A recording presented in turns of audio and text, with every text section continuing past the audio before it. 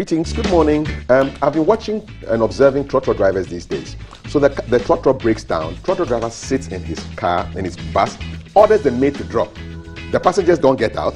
A pastor wakes up and starts praying, and then the maid goes and looks for two people to come and push the trotro uphill. And the people are still in the car, and they are wondering why it is taking such a long time for the thing to move uphill. A shorty guy, one guy, but I don't understand. Then the second one, they feel like they need to urinate, and they jump out of the trotro and go right behind the trotro, and I can't believe it, these trotro people. The other guys are doing well, but the ones I've seen, Ghana cannot be clean with you guys peeing all over the place, marking your spots like dogs. Woof. Good morning, welcome to the show. This is GTV Breakfast. We've got a lot ahead for you. I shall tell you what I'll be doing in half an hour, but I want to throw it to Thelma first. Hey. Your mates are on your radar this morning. I'm telling you. It's the IMF and the meeting, that crunch meeting with the Ghana government officials later today that will be engaging my thoughts and hopefully yours around the 8 a.m. mark.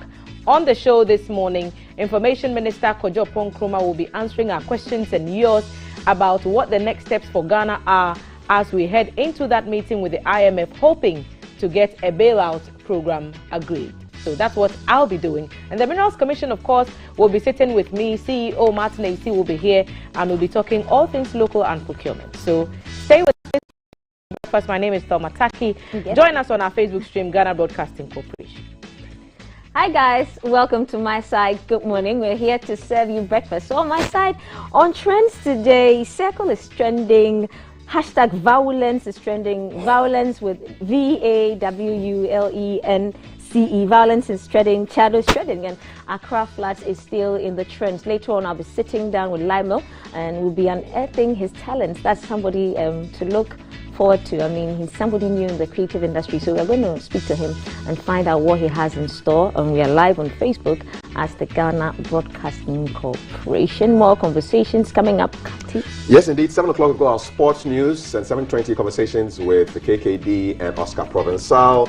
And those of you who, when you take photos, you take your stomach in and then it's like, we're looking at the flat tummy craze this morning at 6:30. I'm not going to breathe. I'm putting my stomach in. Let me keep my spots on them. The sports news, the 6 o'clock news is next. And flat tummy at 6:30. You stay with us. This is GTV Breakfast. My stomach is still in.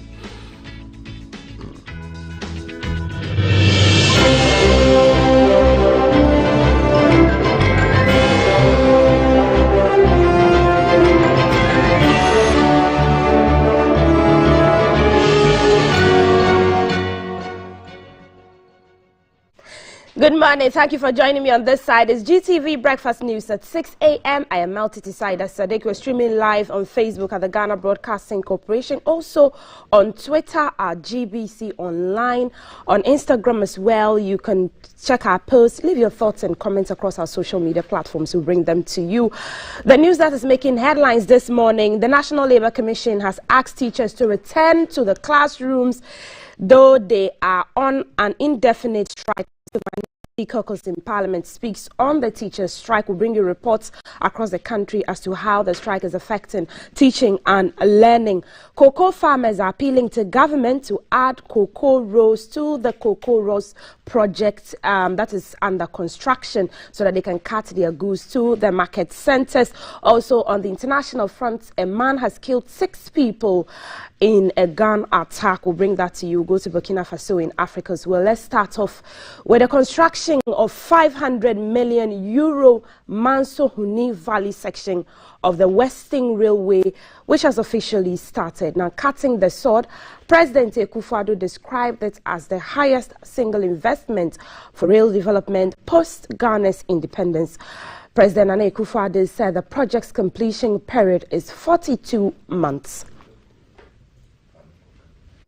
The railway is one of the sectors government over the years have failed to invest in, though it has the potential to reduce the high cost of transporting goods from one part of the country to another. Data from the Railway Ministry shows that out of the 947 kilometers of narrow gauge rail network bequeathed by the colonialists, barely 10% was operational. However, the only addition to the network has been a 15-kilometer narrow gauge railway line built between 2012 and 2017 from Sekondi to Takoradi via Kojokrom. Since 2017, upon assumption of office, the government of President Akufo-Addo has set in motion plans to ensure that railway services are made available by investing heavily in the sector, which is progressing steadily. Key among the rail line projects currently ongoing are the development of a new standard gauge railway line between the port of Tema and Pakadan in the Sujaman district of the Eastern region. This project has made good progress and almost completed. Contractors say it will soon be handed over to government for operation. President Akufo-Addo has cut the sword at Manso in the Amanfi Central District in the Western region for the construction of the railway line from Manso to Kuni Valley. This particular project includes the conversion of dual gauge tracks between Takrady and Kujokrum from narrow gauge to standard gauge.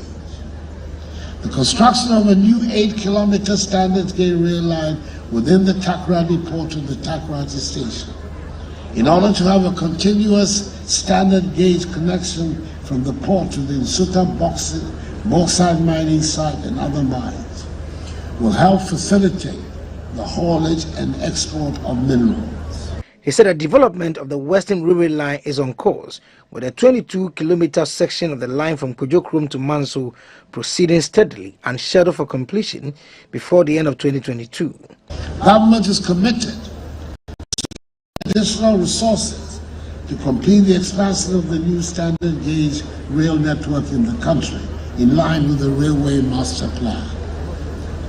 The development of the Manso-Huni Valley section of the railway line, of the Western Line, is to be constructed at a cost of 500 million euros, the highest single investment for rail development since our nation gained independence. The contractor, Messrs. Amandi Investment Limited, has already mobilized to site, and it is my expectation that with this show of commitment by the stakeholders involved in this project, the contractor will execute the work with precision, on time, and on budget. The President also addressed a growing phenomenon that is retarding progress of work in the railway sector, including illegal mining. President Akufo-Addo commended the board, management and staff of the Ghana Railway Development Authority and the Ministry of Finance for collaborating to raise the funds required to actualize the project. Now, the four major teacher unions in Ghana, Ghana National Association of Teachers, National Association of Graduate Teachers, Teachers and Education Workers Union, and Coalition of Concerned Teachers Ghana have declared an indefinite nationwide strike that was effective Monday, July 4, 2022. Now, according to the unions, their action follows government's failure to meet the June 30 deadline it gave them for their payment of the cost of living allowance. That's the COLA. GBC News visited some schools to ascertain the situation on the ground. A press statement jointly signed by the heads of the four teacher unions directed all teachers to adhere strictly to the directive. At the Kanda cluster of schools, some pupils were seen playing while others with few teachers around. Some were also having group studies and others were studying on their own. While most of the classrooms were empty, strikingly, some of the classrooms were shut altogether. Some of the pupils spoke to GBC News. To really want to learn and become someone important in the future. So we please the government that they should pay our teachers so that they will come back to school and teach us. We are so worried because they are not teaching us again. And we like to be learning in the school, not be staying in the house. And it is affecting us. Our future is at stake. We are begging the government to come to our aid and help our teachers and pay them. At the Nima cluster of schools, the pupils were there in their numbers, but there was no effective teaching, though some teachers were seen in the classrooms and on the premises. Some JHS students were being taught, while others. Some of the senior high schools the news team visited in the capital did not allow us to record. According to officials of the school, they have not received any letter from their union leaders, so they are preparing the students for exams. The strike affects all the pre-tertiary educational space for teaching and non-teaching staff. Meanwhile, the Ghana Education Service has directed heads of senior high schools through the regional and district directors to mobilize their management teams to ensure the safety and well-being of all students in schools while the unions and government dialogue. Let's still stay in the schools and the teachers' strike. Reactions in some schools in the Ashanti region were mixed. While majority of teachers were absent in the classrooms, a few were teaching. At the T.I. Ahmadiyya Senior High School, most of the students were loitering out, with some sitting in groups, either engaged in conversation or private studies. However, second-year students were writing their end-of-term examination under the supervision of National Service personnel and selected third-year students with the assistant headmasters as supervisors and coordinators. In one of the classrooms, this teacher, who was the only one seen teaching, says he was not aware of the strike. At the new Asafo MA Junior High and Primary School, only the headmistress and a National Service personnel were at post. She said most of the teachers were attending a training program. We are still staying on education. Meanwhile, the Executive Secretary of the National Labour Commission, Ofosua Samoa, has asked teachers to return to the classroom as the Commission takes steps to address their issues. He said negotiations cannot go on when they are on strike. Samoa said that although the Commission sympathizes with teachers, declaring a strike must be done in accordance with the law. You always want to have parties engaging to negotiate a settlement which is acceptable to both parties. We deal with labor relations. Whichever parties appear before the commission go back and work together. The relation does not cease with the appearance before the commission.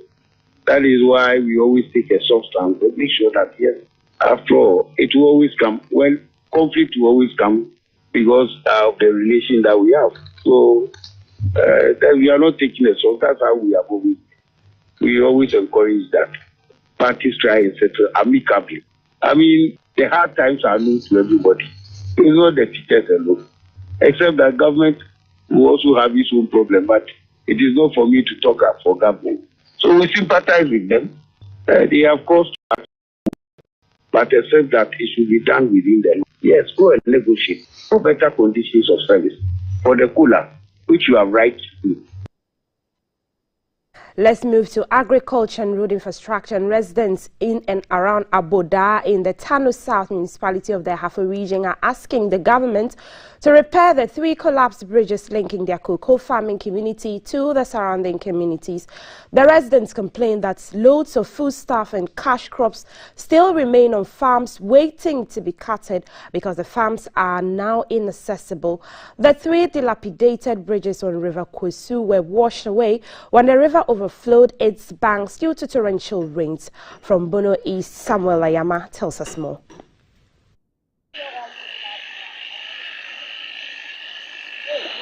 Bredi, Aboda and Waraobeba bridges serve as an entry point to over 40 villages in barons. Since the bridges collapsed about 2 weeks ago, basic school pupils have had no access to their school in Kwasu, capital of the electoral area. Of prime concern to them, the chunk of cocoa beans, which had been decomposed due to their inability to cut their produce from the farms to the produce buying center, PBC, at Bredi. Apart from the collapsed bridges, all the roads linking them to Bechem, the municipal capital, is in a deplorable state. The cocoa farmers say the reshaping of the roads in the area will ensure easy movements of people to the schools as well as farmers and their farm produce to the market centers. The farmers said most commercial drivers refuse to use the roads because it gets worse during the rainy seasons, and consequently, quantities of food produce were always left to rot in the communities. Traders are unable to visit the communities to buy the produce, while farmers also have no alternative to store or transport the produce to the urban centers. From GBC News checks at the produce buying center, cocoa farmers produce over 1,000 bags of cocoa annually. In 2012 and 2015, Mr. Ibrahim Anane from Aboda and Mr. Matthew Ayama from Mosikrum won the Tano South Municipal Best Farmers Awards respectively. At the Brady Bridge, some farmers in the area spoke to GBC News. They told GBC News government has over the years supported them with hybrid cocoa seedlings and chemicals to spray their cocoa, but also appealed to government to fix their deplorable roads. Mr. Isaka Amadou is a cocoa farmer at Boise, Ekura.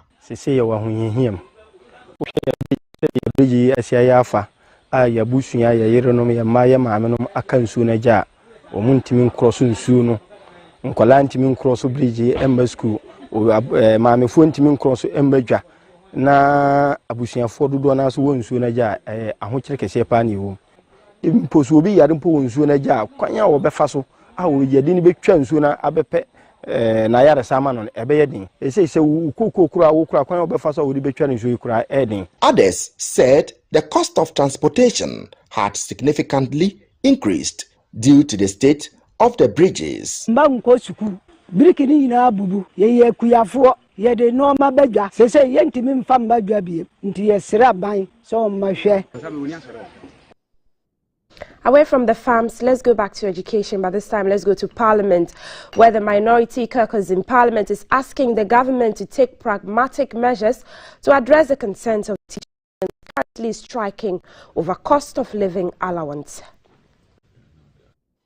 Clearly, this is as a result of the government's inability to meet its obligations and to be proactive in addressing the needs and demands of labor unions, including the teachers. We have seen a circular from the Ghana Education Service directing managers of schools to take control and to ensure the safety and security of students. Clearly, that cannot be enough. If you consider that one head teacher alone cannot take care and secure the safety of an entire school.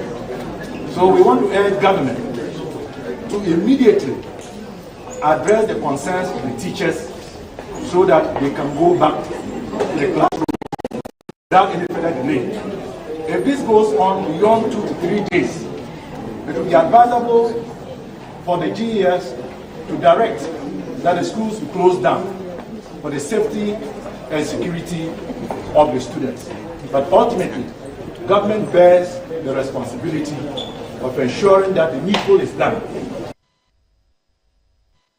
Let's stay in Greater Accra. Let's do culture and tradition, where the Greater Accra Regional Minister, Mr. Henry Korte, the Chief Executive of the Accra Metropolitan Assembly, AMA, Mrs. Elizabeth Saki, and other government officials have donated food items and an undisclosed amount of money to the Nungwa Traditional Council to support the 2022 annual Plejo. The items presented included bags of maize, gallons of palm oil, packs of bottled water, and assorted drinks. Presenting the items, the AMG Executive, Mrs. Elizabeth Saki, and the Greater Accra Regional Minister, Mr. Henry Korte, advised that the festival be celebrated in peace and unity to attract both local and foreign tourists to savor the culture and traditions of the Nungwa people. The paramount chief of the Nungwa traditional area, Professor King Odaifio Linchede III, said all was set for the celebration. He called on all the indigenes to fully participate in the fiesta. He also urged the regional minister to engage all the Ga chiefs over the multiple sale of Ga lands by unscrupulous persons, which leads to land disputes and litigations. The Nungwa traditional area is one of the 2 traditional areas that make up the Tema West municipality. Let's go to the international front, where Nigerian government has offered slots for students who fled the war in Ukraine to continue their education in universities and other tertiary institutions in the country. In a statement, the Nigerian Foreign Affairs Ministry says efforts are being made to facilitate their placement into various Nigerian tertiary institutions. The ministry has provided a registration form that the returned students can fill in on its website. Thousands of Nigerian students were evacuated from Ukraine in the wake of the Russian invasion of the country, disrupting their studies. But even if they get placements to complete their studies in Nigeria, it is likely to prove difficult because lecturers in local public universities have been on strike for several months over pay and working conditions. It is not clear when the institutions will reopen.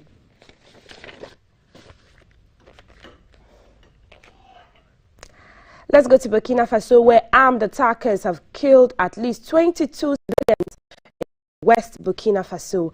Military forces have been deployed to the scene and measures are in place to host those who fled to nearby cities. Analysts say military coups in Mali and Burkina Faso have caused institutional insecurity that has allowed the violence to continue. The fighting has displaced more than 1.85 million people in Burkina Faso alone and killed thousands across the Sahel. In June, an ECOWAS mediator said authorities controlled just 60% of Burkina Faso. Last month, armed men killed at least 100 civilians in another rural district in northern Burkina Faso. Last month, the deadliest attack the country seen in at least a year.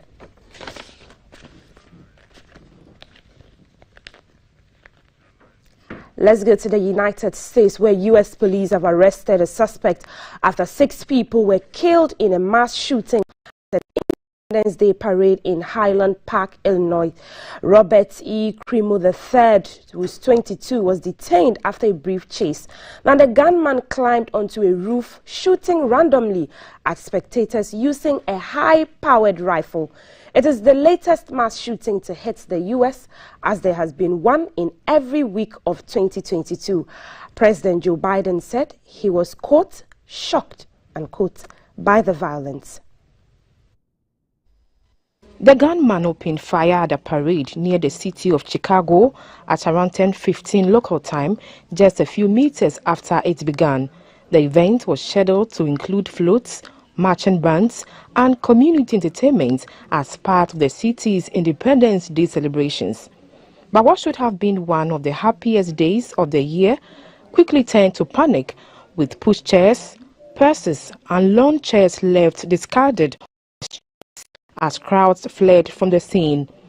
The gunman fired at members of the public of a nearby shop where police recovered evidence of a firearm. 5 adults were killed at the scene, as well as a victim who the local coroner said died in a nearby hospital. At least 24 others were injured.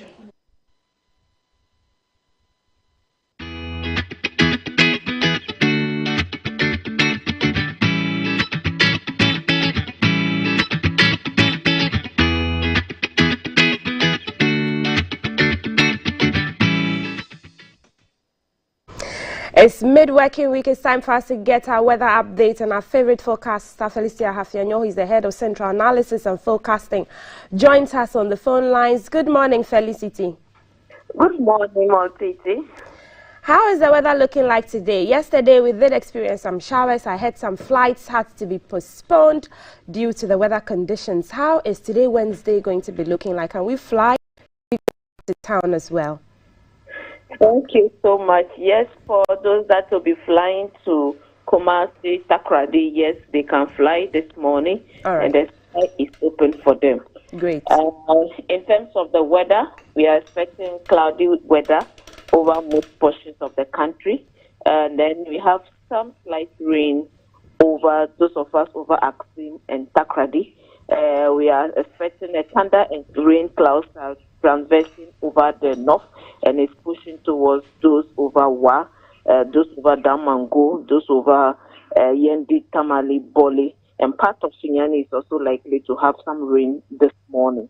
In the afternoon, the forest belt is expected to have rain and thunderstorms in the afternoon to places like Koforidia, Ho, Achimba, Kumasi, Ubuasi, Takwa, Seshi, Bekwai, Ketekrachi, Kintampo, Anyani, and then Techimai. In the evening, just a few areas is expected to have the rain and thunder. The places still expected is cool, and then Kufuribia. Over the north, just those around the Damango, Tamale, Yendi area.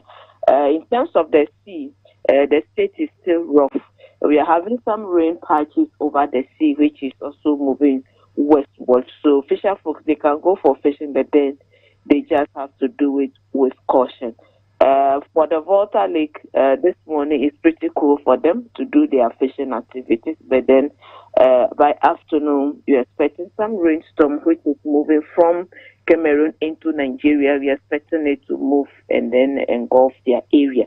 If everything goes on well, if conditions remain the same, but then they still have to call Met Office for confirmation before they can decide to do anything. The number still remains 0302 77172.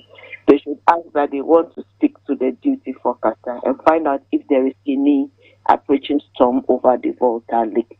In terms of temperatures, we'll still be in the upper 20s and lower 30s across the country. Greater Accra is expected to record between 28-30 for today. Those of us over Axim, Takrady, we are expected to record 28 degrees Celsius. Going to Kumasi, 30, who will have 31. Tamale Yendi will have 29 degrees Celsius. But then those of us over Bolgatanga, Navungo is likely to record 32 degrees Celsius as our maximum temperature for today, Wednesday. Right. Thank you so much. Felicity Ahafenyo has just given us a rundown of how the weather will look like. If you just missed it, go to Facebook at the Ghana Broadcasting Corporation and you'll be able to know how the weather will look like. She did say that passengers flying to that is clear this morning, but there will be some rain or thunderstorm around the forest areas, and the details, as I said, is on Facebook at the Ghana Broadcasting Corporation, where we are streaming live. And that's it for GTV Breakfast News at 6 a.m. with me, Maltiti Saida Sadek. I'll be back at 7 with all what's happening in sports, but health check is up next. You don't want to go anywhere but have breakfast with us, because we are talking flat tummy and cough is sitting with the doctor. Also, the information minister will be on the show. All about the IMF bailout will be discussed here. You'll get all the knowledge you need here. We'll also bring you a lifestyle segment. Mining today, they'll be in the studio. The Minerals Commission will be giving us all the information we need about mining and law. Stay with us.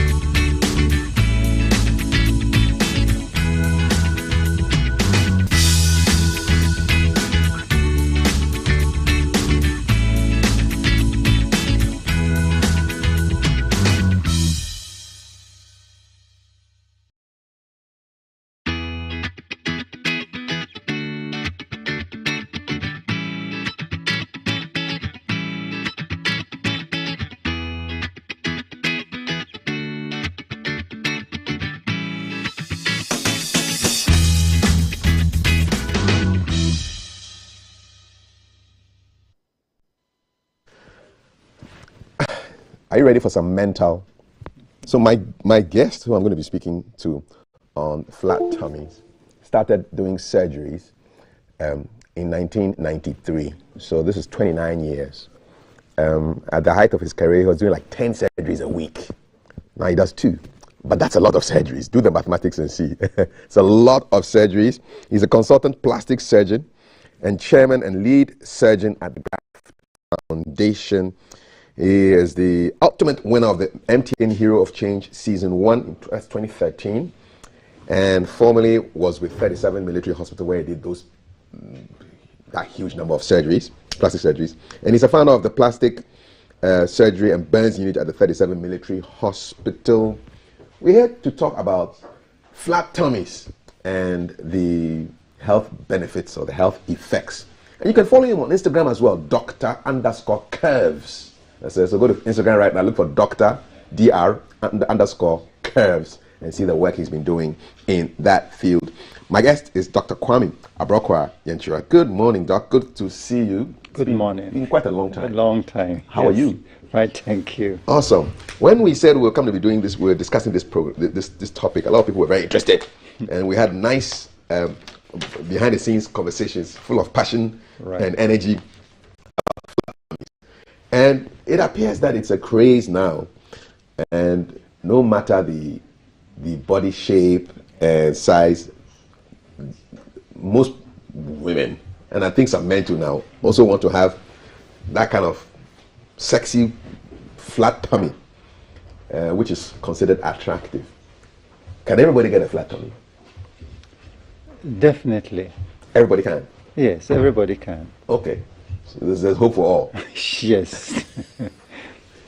I think people desire to have the flat tummy. It's nostalgia. You know, if you consider our ladies, before they got married, they look good. I mean, anatomically presentable, but anatomically presentable. But after childbearing and lifestyle changes and habits, I mean, it's going by, and they seem to lose that nice silhouette appearance. So they want to get it back, and they use all sort of means. Some drink concoctions, tea, herbs, exercise, and so on. But most of these things are not able to get them what they are looking for. So they end up with cosmetic surgery. What is cosmetic surgery? Cosmetic surgery is improving the changes that occur in the external appearance of the human body, generally. So, if we consider the face, for example, you may have a lot of wrinkles and you want to get rid of these wrinkles. There will be a lot of maybe the various marks on the face, like the creases, like the nasolabial fold, for example, will become too prominent, and you want it to fade just like you were young.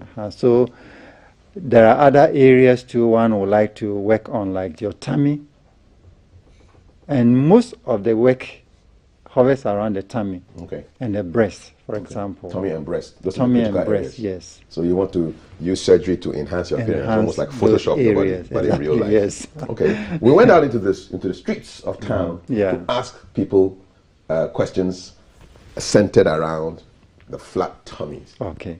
And these are some of the things that they told us. So take a look, take a listen. All right. To look more attractive, a lot more people have taken to diet, exercise, and of course taken to weight trainers and stuff in order to get the perfect kind of figure. But what do you do when you want to get a perfect kind of figure? The thing to do.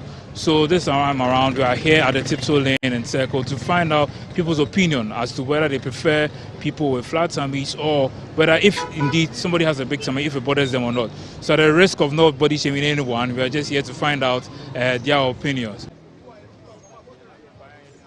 Me me po ba o shape on na funia flat kakra beto no arezi kakra on shape no like a tre kakra na me pe ba na fusun de Bema, who the piaka enye ye kra oba na fusu de. Enye ne fort. Me for oba na se na fusu na me fi se me dona. Oh, me mana train. Me pe be ma ne fusu. Enche no ma bre. Oh, da be enye nice. Enye for the shirt kra no lie. Say shirt. Also on shirt na fit no by na fusu dia no lie. Me pe flat tummy. 6 pack. Oh, yeah, money there normal. Say corset abani waist training abai wetumi ahye da hye entare ten there normal. I prefer a flat stomach lady than a one with a bigger stomach. In the sense that when you have a flat stomach, it gives you your features and it gives you that figure. The shape is there clear for all to see. And I admire ladies with that kind of figure, that kind of structure, than a lady with big stomach. I wouldn't go for a lady with big stomach. I prefer flat tummy to pot belly because most people see me with this flat tummy and be like, hey, I'm cute, hey, I like your tummy. And it gives me some encouragement, like I can take control of myself. But I've never heard anybody saying that, oh, I like your pot belly before. Nah. But people say it's because of good living. Hey, I think it's because of beer, tummy and stuff. That makes their tummy that much. So I prefer more of a flat tummy. In fact, I prefer a lady with a flat tummy than one with a big tummy. Normally, when you see a lady with a big tummy, it means she's pregnant. And because it looks cute to have a lady with flat tummy. So that's how come when people even get pregnant after delivering, they go to the extent to make their tummy flat. And when your tummy is flat and your back is a little bit protruded, it makes you look nice. So it's better for a lady to have a flat tummy. A man can have a big tummy. Yes, that's when they call you chairman. But for a lady, it should be a flat tummy. Oba na fusu de eno de me nim be ma obeka se oba na fusu no okay man because well utie sesi ano as a 3 days ago as a 1 week ni me say news almost say some country bi no fusu na ma na de erosio eno ye omo so why de e de but se oba ha na be ma well ebu one ma beka say efu last wofusu aye sikani by no dey masa la sulala wofusu ale ani bia ni ade wofusu enye sika furu te say so wofusu oba be ma na fusu ale because say no tell solid me mo fra me bia me fusu kire as a high ekwa wonti me say me bia me fusu yes I be bia so e ma no be ha me dodo oba na fusu de no lie. And I mean, as a young boy saying, I'm a coffee na makofa oba na yefun kese a me be ma de etimi sise be ma de na yefun timi ye kese me be ma me yefun abe ye kese na me reso na yefun ye kese a yen na ma hwan na onyem ye mienu no hwan na onyem wom nti oba na yefun so de no lie o there be pot belly de me mpe o me pe de air flat said ni yemi flat no ni pie kra nice obi a be hu se we hu ba oba na yem so de no lie o da so kra mpo a enye fine onyem de a for a period den a ebe kofom say owuwi a ne yem no be sa ba fom emba fom po aye waist trainer na one or two things bi a obeye na aye den aba fom but oba na yem so nkasa de me pe flat one. What you ask for me, I prefer the lady with the slim stomach. So the big one you can maneuver with her. At least something slim so that the romance will be very like this lady. You see the belly, she can't do anything. You know, Africa we like the belly too much. What do you want to maneuver with her? You think she's a truck? You guys are interesting, man. So everybody wants a flat tummy, and people want their partners to have flat tummies. It will be interesting to see those who request flat tummies, what their tummies look like. Yeah. But that's a conversation for another day. So why is it so hard to get rid of belly fat?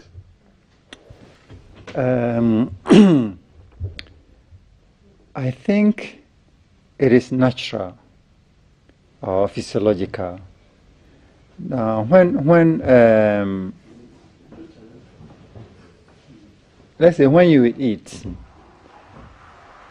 it's like putting fuel in a car. which has to be used once you are using the vehicle. But if you eat and you eat more than your body need for energy requirements or the body maintenance requirement, the excess is stored. And there are certain areas where the storage takes place. Where are the Most of them around the front of the abdomen, and then the sides of the abdomen, where we call the love handles. Love handles. So these are the areas where the fat tend to accumulate, and in so doing, the shape disappears, and giving all sort of figures that you can think of. It's interesting. Nobody. I mean, when it comes to solutions, people don't want to do exercise because it's hard work. Is that correct? Yeah, it's true, but it's also good for us. It's also good for us. Good for us. Okay. Yes. So let's. Is the stomach meant to? I mean, as a healthy human being, is your stomach meant to be flat all throughout your life? Well, you know, as growth, you are growing. Various phases of life, you may not have it that flat. At least there's a tendency to accumulate some of some sort. Other times it's physiological, like pregnancy or these conditions. The tummy may look big, you know. So depending on lifestyle and habits, you may have a flat tummy or it may be big, as we see on the screen. Is it life-threatening, having a big stomach? Oh, I won't say it's life-threatening, but some of them, yes. Like this guy? Yes, because this one is quite big, and it may even disturb your respiration, your breathing. It can affect your breathing as well? Yes, because what we see, it is not just the external, the intestines and then the stomach itself inside may all have fat around it. So it may tend to push up and reduce the space where the lung can expand. For breathing. That is why it's difficult breathing. So what are the contents of this belly? What is inside there? It's fat. Just fat? F80. Solid oil that has been converted into fat. Lord. And this is obviously years of accumulation. Yes, years of accumulation. You know, as I said earlier on, when we eat, the food that we eat is converted into sugar and oils. Now, if this sugar is more than what the body needs for maintenance and also energy requirements, the excess is stored. Now, we tend to notice that these days people go home late and they tend to eat their evening meal late. And as soon as you eat and you go to bed, you should know that what you have eaten is not going to be, it is stored. The following morning, as at now, breakfast. So you take breakfast, and what you ate the previous night is being stored.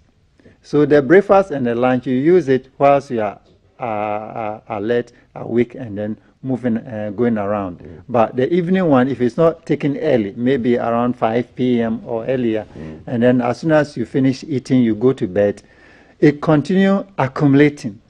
Then some also, some men and some women also, they are in the habit of taking beer and these alcoholic beverages. That's right. Now, the beer or the Guinness or whatever drink you take, it can even be normal soft drinks. No, they are full of sugar. All these add up to the level of food we take in, and they are all converted into sugars. And if these sugars are not utilized, they are accumulated. Okay. And you realize that maybe you eat food for the energy, but the beer is more or less an extra thing you take. So the more you take, the more you accumulate. The more you take, the more you accumulate. So with a belly like the one we saw earlier on, the quite huge one, can exercise reduce that belly? The really big ones. I mean, something like this. Can I'm exercise sure bring it back? It will take you a very long time. Wow. And once you are doing that, you are also considering you need to see a dietitian so that I can prescribe something for you so that I don't eat in excess. So you tend to, once you work out, you burn some of the storage ones and then add a little for maintenance. Okay, you burn it.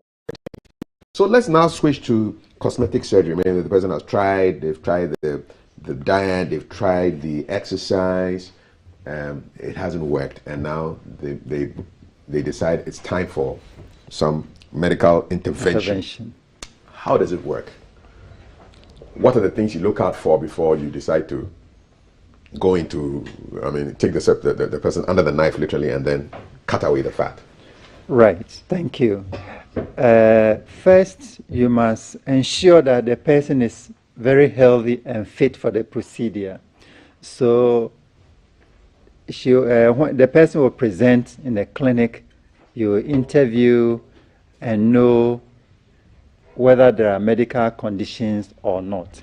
If the person has no medical problem, then you subject her to laboratory screening for any hidden problems, like urine and other things, x-rays and so on, ECG and the rest. And if the person is fit, then you also determine what type of procedure the person requires. Someone who has not given birth before obviously may need liposuction. And you may ask, what do you do with the fat after you have removed it? That's my question.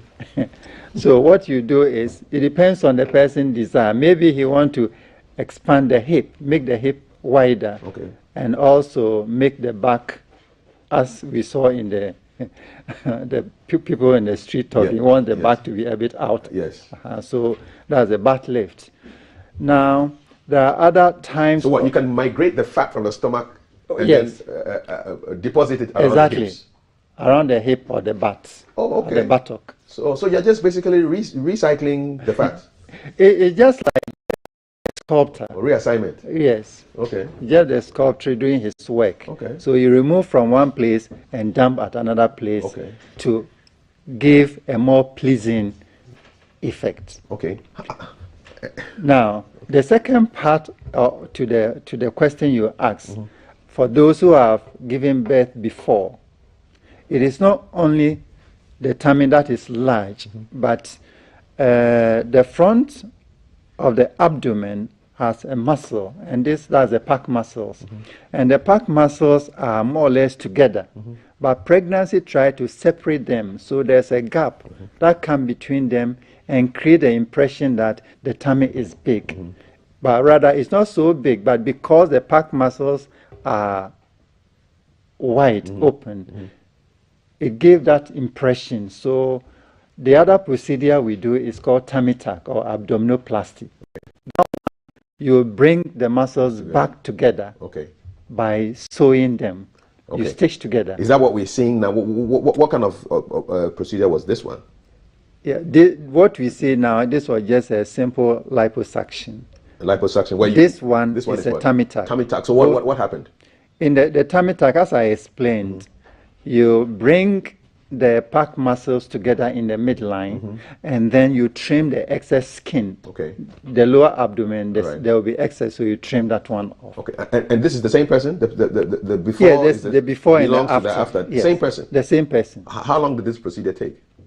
Well, about 3 to 4, maximum 5 hours. 5 hours, okay. Yes. And then how about this one? What kind of procedure is this one? This one is tummy tuck. Also a tummy tuck? Yes, also tummy tuck. The same stomach? Same, yes. Same, before and after? Same before and after, yeah. Okay. Also about 5 hours? Yes. And are they asleep when you're doing this? Yeah, they are asleep. We have various forms of anesthesia. Now, if you are working around the tummy, you can do what we call regional anesthesia. And here, one of the best choices is epidural. Now, with the epidural, we put in a catheter at the back, and then the drug lasts about 2 hours. So because you are going beyond 2 hours, you can top up. And even after the procedure, you can keep it in and use it as post-operative pain management. So the person will not be asleep? Half asleep. Half asleep. Okay. Half asleep. Can they hear you when you're talking? They can hear you, but they are not aware of the environment. Okay. Sedation. Okay. You add sedation to the epidural. All right. Are people worried about the anesthetics and having to be half dead while you are working on the body? Sometimes they say, no, we don't want to be fully asleep. Okay. General anesthesia. But they prefer the semi-awake. Okay. All right. So there's liposuction, there's tummy tuck. Those are the two. Yeah, the two main things. And then if you do the butt, they say Brazilian butt lift. I'm sure the Brazilians matter. Brazilian butt lift. Butt lift. They think, a special kind of buttocks? Well, like, I mean, the desired shape of a woman. Okay. Brazilian, eh? Brazilian butt lift. That's the. It's so who come to you and ask for Brazilian butt lift? Yes, BBL. We don't have a Ghanaian butt lift. But I think if we have started, the African has started. Yes. We are. Sorry, we have more prominent butt than the Brazilians. Indeed. So it is just because maybe the procedure started over there. Compared to the Caucasians. The Caucasians have a very flat one. Yeah. So they realize the Brazilians have that more prominent between the African and the whites. I think so. Yes, I think so. So we want to show you a couple more, and then you just so this one is before and after. I don't. Is there much of a difference? Yes, I guess so. Yeah, there is. So this is what kind of procedure? Liposuction. Liposuction. Yes. So it sounds like you vacuuming the fat out. Is that what it is? Yes. You kind of. You connect a tube. You make a small opening. Okay. And you connect a tube into the anterior abdomen. Okay. And then you connect it to a machine that will be sucking. We just suck the fat out. Suck the fat. How much fat can come out? What's the greatest volume of fat that you have seen come out of a stomach? I've removed about 4 liters. Let me see. How much is this? This is 500. 8 of these? 8 of these, yes. What? Of fat? Of fat, yes. Please, I want 7 more bottles of Awake to put on the table, just to explain or visually show you what. 8? You had 4 liters? This is 1 liter. So this is 1 liter? Yes. This was just fat? So this is 4 of these. 4 of these? Yes. Boom, boom, boom, boom, boom. This was coming out. How big was the person? Well, the tummy was quite huge. Wow. And come from the front, the sides, and the back. The change must have been drastic. When the person woke up, what did they say?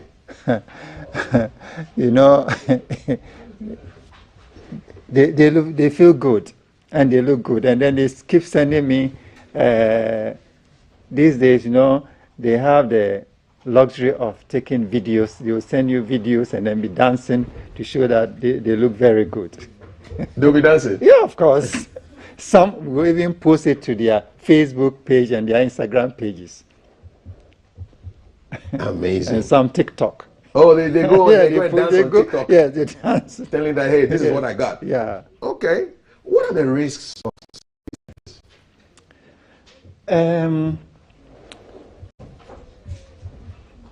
when it comes to risk, I think we need to consider certain factors. You can mitigate. Every surgery has a tendency of developing complications, but you can overcome this by looking at the patient factor or the client factor, the surgeon, and the team or the anesthesia. So if you select a very good client, you do your investigations and everything is okay. Now, let me mention this. Some of our clients come from abroad, and they believe that you may develop a deep vein thrombosis whilst on flight, so they tend to take aspirin. And it's when a blood clot happens, travels from your leg to your into your lungs, and then your heart, which cause problems. So they want to prevent this, and they take aspirin. Now, aspirin thins the blood, and if you do surgery and you have taken aspirin, the tendency of bleeding is very, very high, and you can't control the bleeding. So it is always good to be able to identify all this. Now, it's not only aspirin, things like turmeric, ginger, garlic pills, and so on. If you take it and you don't stop about 2 weeks to maybe 1 month before procedure, it can provoke severe bleeding. Okay. So this is one of the reasons, the causes that can bring hazardous effect when you do a procedure, any surgical procedure. Okay. And then, if your client also don't have any health problem, we saw a lady who was coming to do a procedure, and we noticed that he has an abnormal thyroid problem. Yeah. So in this case, we didn't do the procedure. Of course. Then another thing that may also bring a problem is the surgeon. You must make sure you choose your right surgeon. Otherwise, not everybody can give you what you are looking for. Okay. And other member of the team who is very, very, very important is anesthetist. The person who puts you to sleep? Yeah, it would put you to sleep. Okay. You must make sure that you also have a very qualified anesthetist to be part of your team. Okay. Now, having said all this, there are other things too that can bring problems. For instance, infection.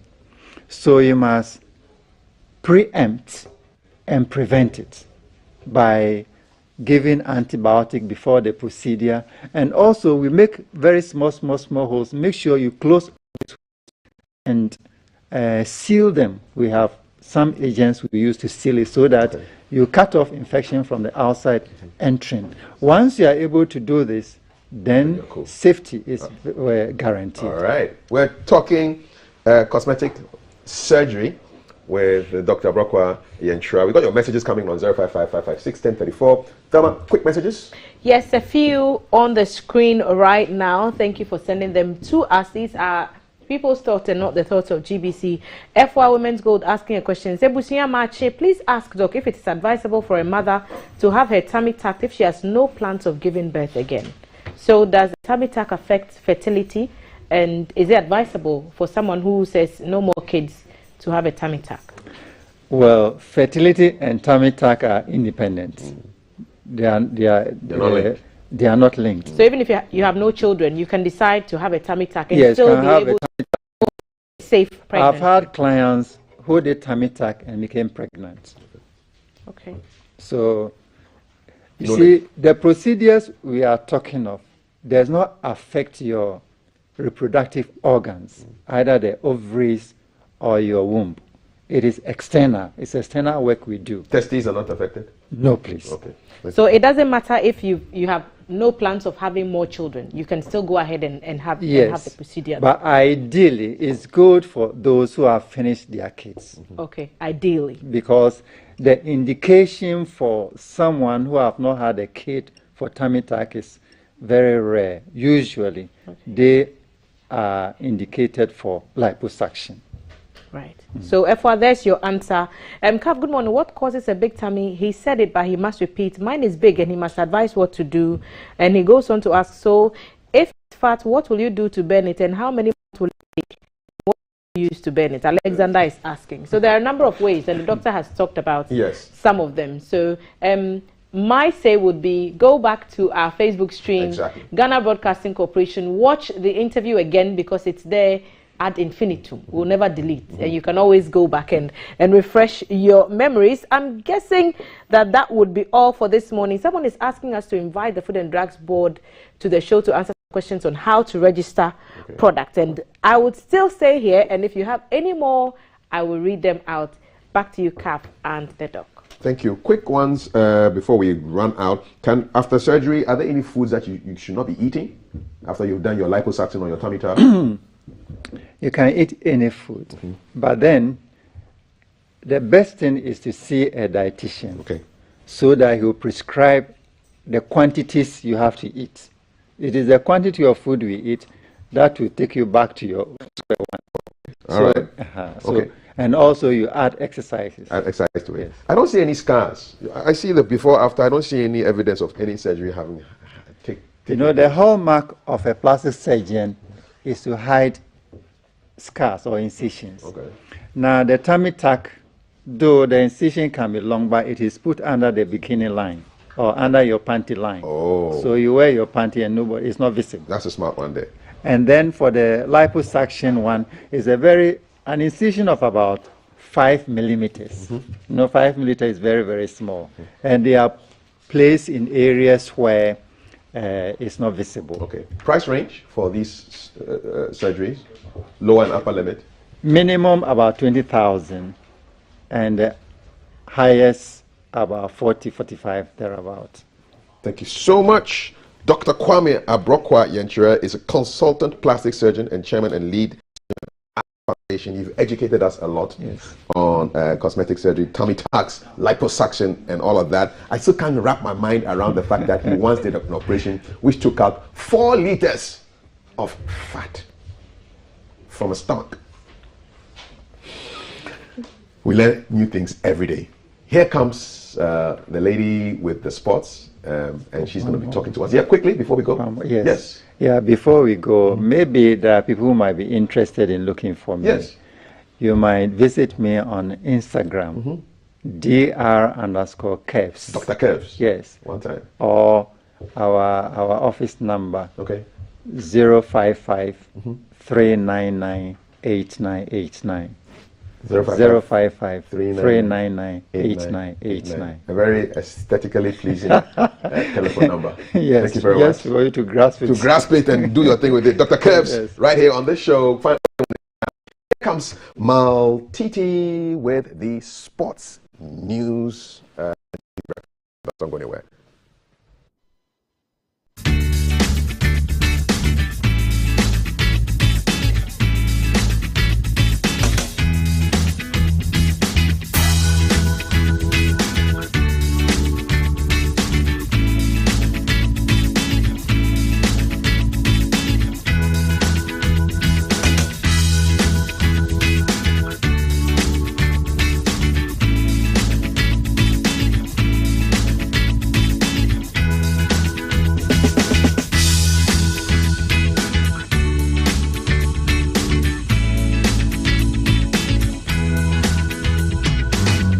What's happening in the sporting arena? I'm sure you've seen social media being flooded with information that Inaki Williams has agreed to play for the Black Stars. We'll bring you the story and details of that. We'll be speaking to some sports journalists about all of these back to sign for the Black Stars after months of decision-making and speculations about whether they'll play for Ghana or not.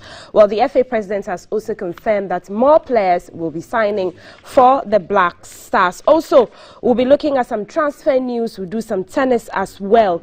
Let's start off with the Inaki Williams story, which is on the hearts of many because people have been waiting for such information. Now, Athletic Bilbao star striker Inaki Williams has announced his decision to play for Ghana's Black Stars and has notified FIFA of his decision to play for Ghana. Williams announced his decision on Tuesday after consulting with the Ghana Football Association.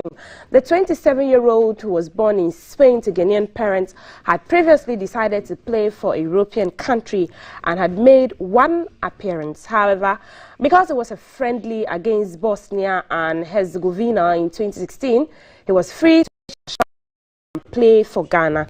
The GFA pursued him and FIFA is expected to clear Williams to be a full Ghana international before the start of the 2022 World Cup after he acquired all documents from Athletic Bilbao and Spain. Now here's Inaki Williams, his announcement to the world. Cada paso que damos en la vida tiene un significado, una evolución, una mirada al futuro que a su vez deja una huella.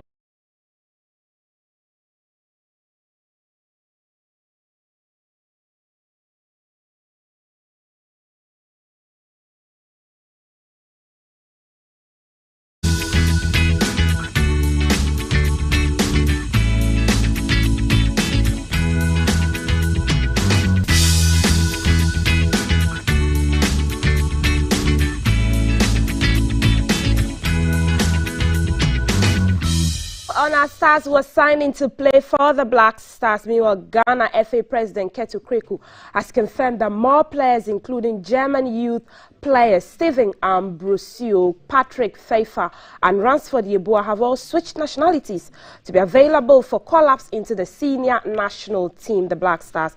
Now, part of the list is Salisu Mohammed and Tariq Lamte. The FA President took to his Twitter page to announce the 5 players after Atletico Bilbao star Inaki Williams announced his decision to play for Ghana. Black Stars coach Otuado, including FA officials, has been engaging these players over nationality switches ahead of the 2022 World Cup in Qatar, that's in November. Now, others like Nico Williams, Callum Hudson-Odoi and Edin Ketia are expected to switch for Ghana in the near future.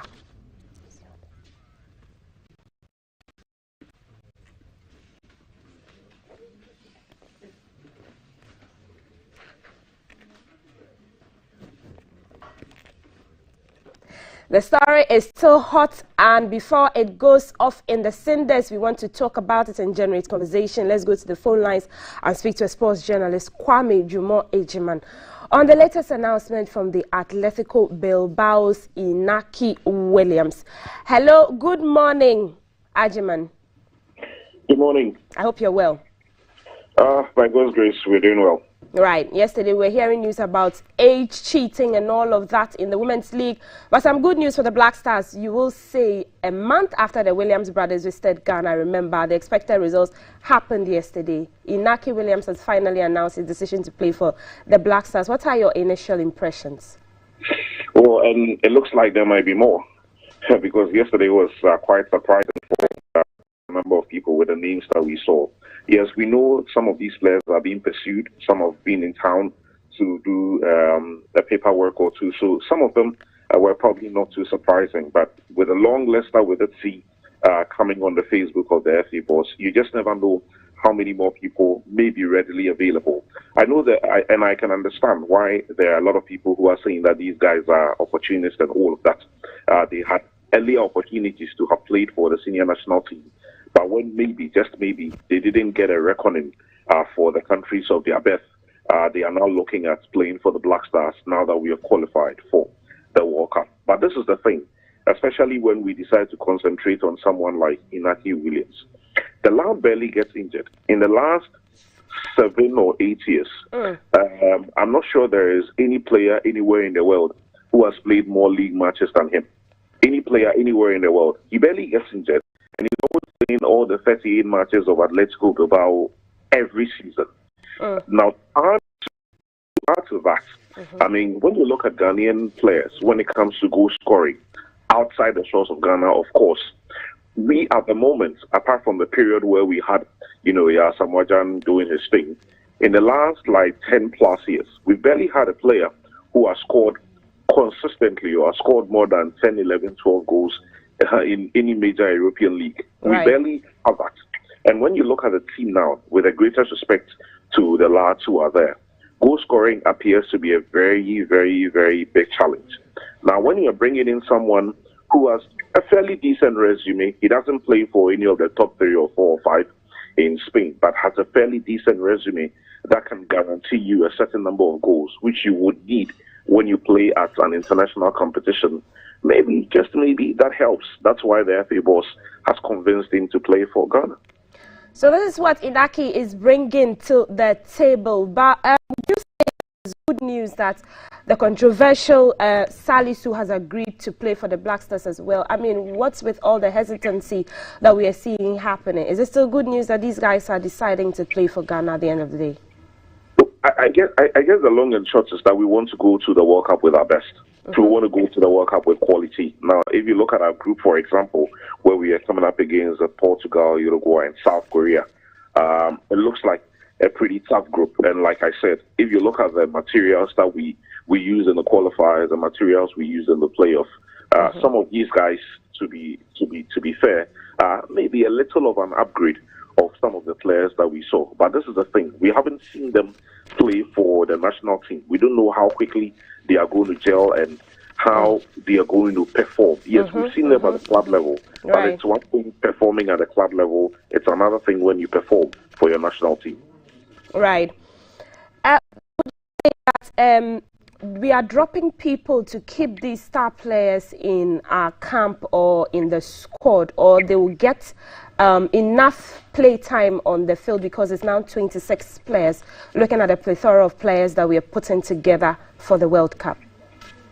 Only 26 players can go to the World Cup. Only 26, no more. Right. So it's now really up to the coach now. I mean, yes, players have made themselves available for the national team.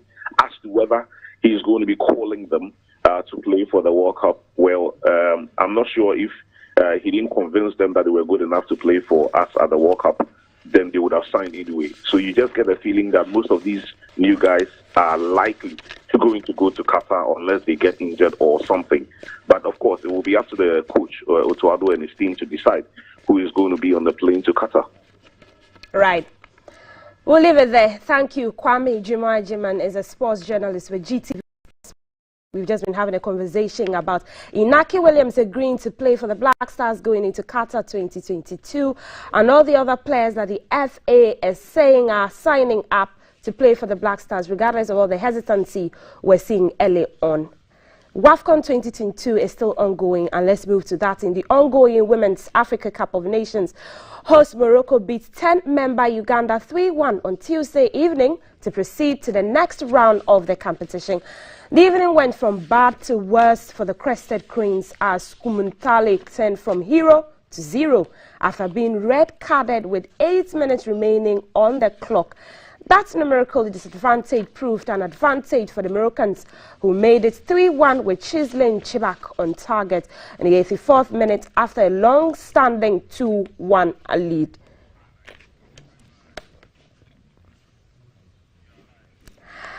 In the other Group A, Burkina Faso lost 1-0 to Senegal at the same venue as the latter sailed through to the next round following back-to-back wins. Let's look at the highlights. Burkina Faso have it back. An offside flag.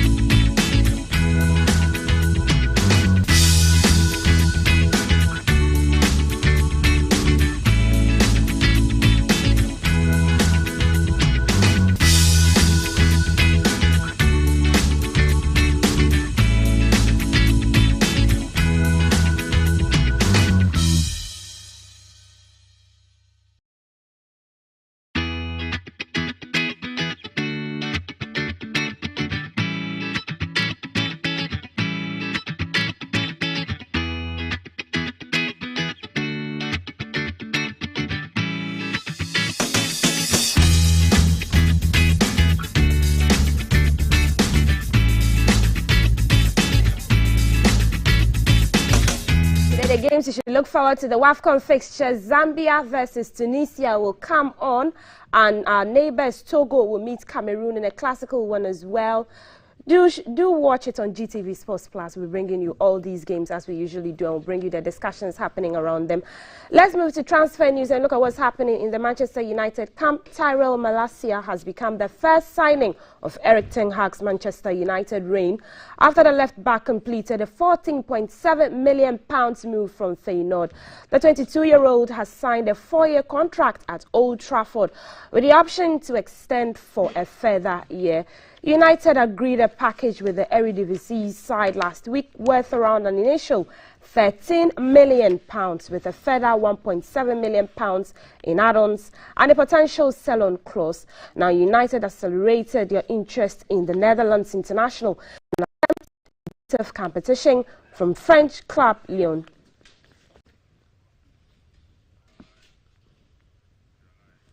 Still on transfer news, Juventus have reached an agreement to sign Paul Pogba on a free transfer on a 4-year contract. Pogba is expected entering on Saturday for a medical and to formally sign the contract.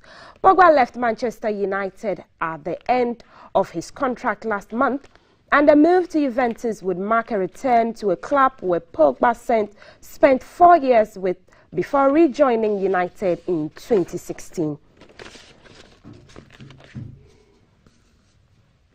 We will be sure to keep you updated on all that's happening in the camp of Man U. Kafui is a Man U fan. Paul is a Man U fan as well, so of course.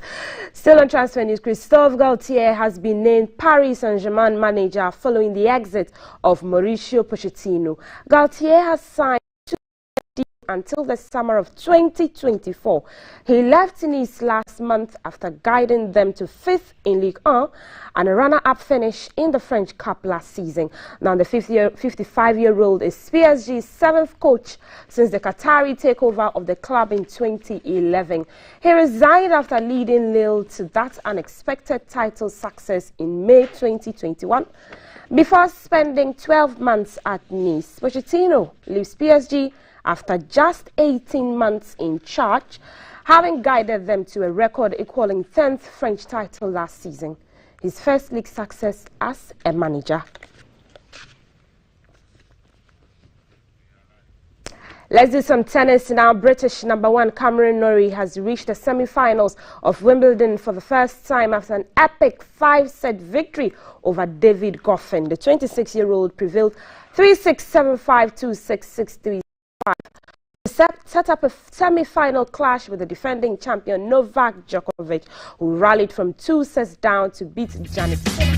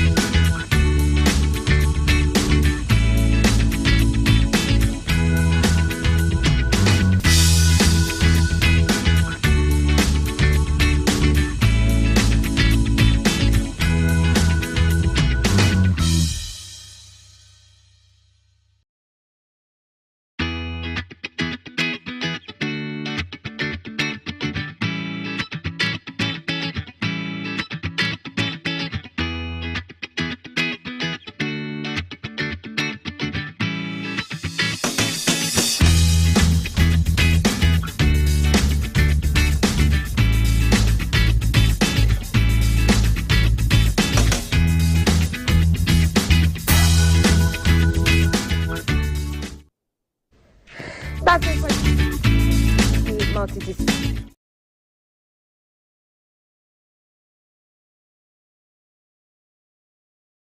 Join them there for more sports news updates. We'll take a break, after which the headlines will come your way. Our guests are poised already. King KKD and Oscar Provençal are in the studio. They'll be sitting with KKD. And also we'll bring you that IMF conversation. The information minister will be in the studio. Go anywhere. by GTV Breakfast. I am Maltiti Saida Sadiq. Stay with us.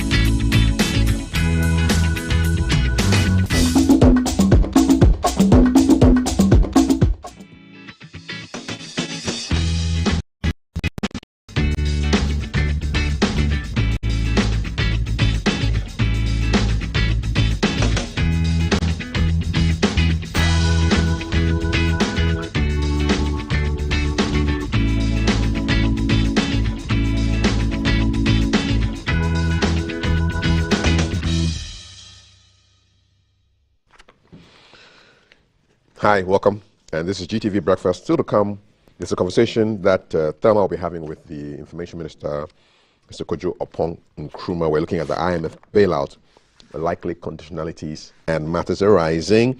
There's a conversation on the Minerals Commission issues, and we've got Unearthing Talent, where Lemuel will be sitting down with Valerie. WhatsApp number is 055-556-1034. And you can follow the stream on Facebook and on Twitter as well. On Twitter, look for GBC and Ghana Broadcasting Corporation on Facebook.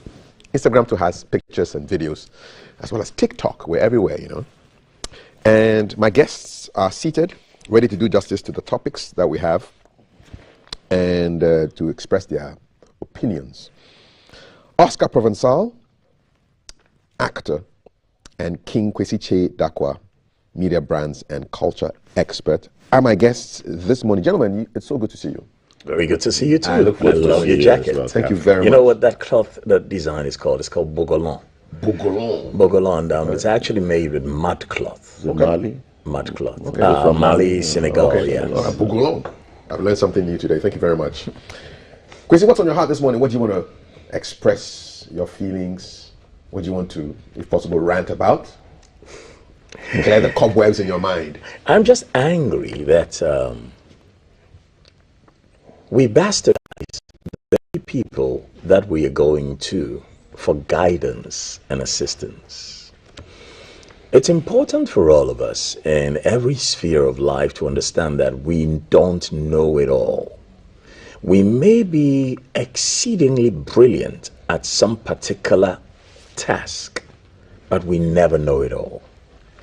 And where we have gone wrong, we must accept we have gone wrong and stop pointing fingers at everybody but ourselves. Because when you point this one finger at somebody, there's all these in here pointing back at us. We have an economy that has failed due to COVID, due to the war in Ukraine, but mainly due to the mismanagement of our own affairs. And I'm reminded by the kind words of a great leader of ours, whose government was abruptly ended by some of us who were paid like mercenaries to end the government of one of our own because of jealousy and hatred and the love of power.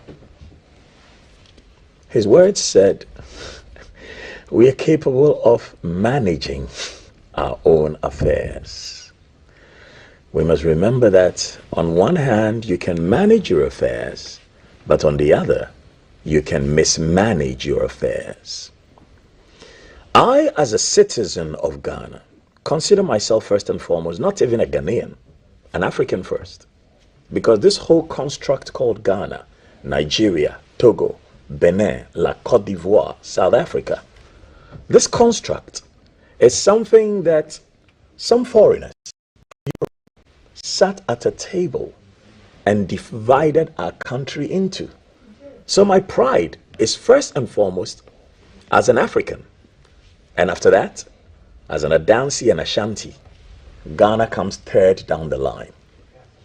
If I look at what we have done to ourselves as a people, whether we helping plunderers take our gold away, whether we helping foreigners, because it was Ghanaians who would go down the dungeons and bring the girl that the white oppressor pointed to say, this is the one I'm having tonight. It's a Ghanaian man who would go down and bring her up. Or whether we, when we're giving positions to lead like shepherds, only enrich ourselves and leave the sheep to go to slaughter. We must stop pointing fingers at everybody but ourselves. And if we have to ever point any fingers, if we are in leadership, we should never point it at those who no longer have power. I condemned Mahama's administration for certain acts of corruption when they were in power. I spoke about Kufuor's administration for certain acts of corruption when they were in power. Whoever is in power now must accept that they are in government. We are speaking truth to power, not truth to opposition. The opposition may join us speak truth. But if all we want to do is to blame the past for what the powerful must do, then citizens will build in waterways. People in public procurement authority will set up their own businesses to take from the government. People who are supposed to look after our forests and our wetlands will take it for themselves. And we will all still say, oh, but Ghanaians are corrupt. It takes only a fool to see that we pay somebody to ensure we are safe. But that person continues to blame the people who make us unsafe, whilst those who are being paid sit aloof or just enrich themselves. This is how I feel this morning as an African, not only as a Ghanaian, because whatever is happening here is happening in other African countries. And recently, as I watched that documentary on Yaya Jammeh, why do we feel the need to always bastardize those who are outside but can't speak the truth about ourselves? Why? We are going to IMF now because we have put our wants ahead of our needs. Nana Akufo-Addo as the president, and I speak to him as a president, as a man I have personally admired for over 30 years. When somebody brought this to you that you're going to fly in this plane, whether you knew 3 months down the line that we are going to be a broke country or not, you could have said, no, I don't need this. When I leave the presidency, the country will look after me till I die, even if I live to be 120 years old. With those monies the country pays me, if I want to, but not on my watch. I promised the people to protect the national purse. And I say this not only to Nana Akufo-Addo, but I say this to every single one of our brothers and sisters, the smart as well as the dull who have been elevated into positions of authority. You are not better than the citizens you lead. Some have determined to run their private enterprises. When we give you your pay, your perquisites, and your security, we give it to you not because you're more handsome than us or because you're more brilliant than us. We give it to you because you have proclaimed to be selfless, to be competent, and to be willing and able to work for the people. If you can't do that, in the days of old when there were no governments, the people will kill you. But we can't do that. So if you don't want what is untold to befall your children and your children's children, if you are doing wrong in government, tender your resignation and leave. There are over 30 million Ghanaians. If only 10% of them have any wisdom and competence, that makes us 3 million Ghanaians. If out of the 3 million, half of them you consider not to have your ideology, so you don't like them, that gives you 1.5 million Ghanaians. If out of that 1.5 million Ghanaians, there are some whose families you personally don't like, so you take them all out, you still will have 750,000 Ghanaians. Why do we do this to ourselves? Why do we keep people in positions where we know they are hurting the nation and enriching themselves? Thank you for expressing yourself so eloquently, Kwesi. Oscar, what's on your heart? What do you want to speak about? Well, first and foremost, I think I have two main issues. One follows very closely with what Kwesi has said. I'm wondering, how is it possible we've got where we've got to without anybody recognizing that we're heading to that abyss?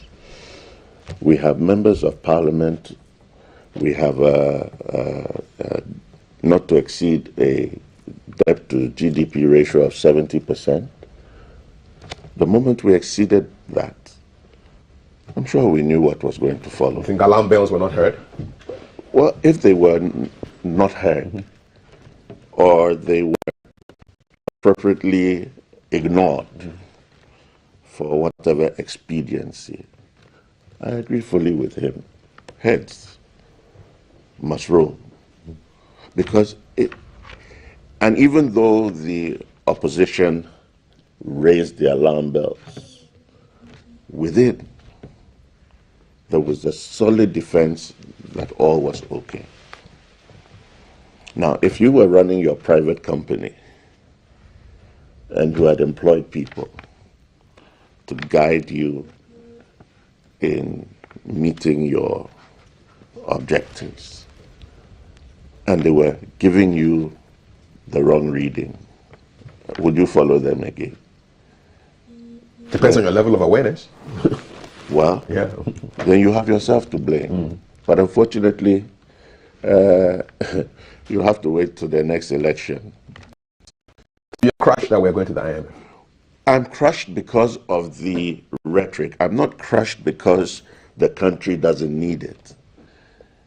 Whatever the country needs to mend itself, if you go to the doctor and you have cancer, or you have whatever prescription you require to fix yourself, you will go every mile to do so. But there has to be, and we've raised this issue before, a major communication glitch somewhere that just hasn't sprung up from nowhere.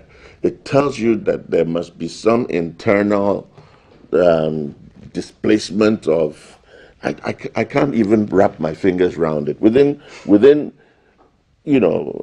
2 weeks of being told that we'll never go to IMF. Then we have a tweet. We are going to IMF. Whose tweet? Well, you all know. Well, Gabi's tweet. I know he wants me to mention names all the time, but the Ghanaians are, you know.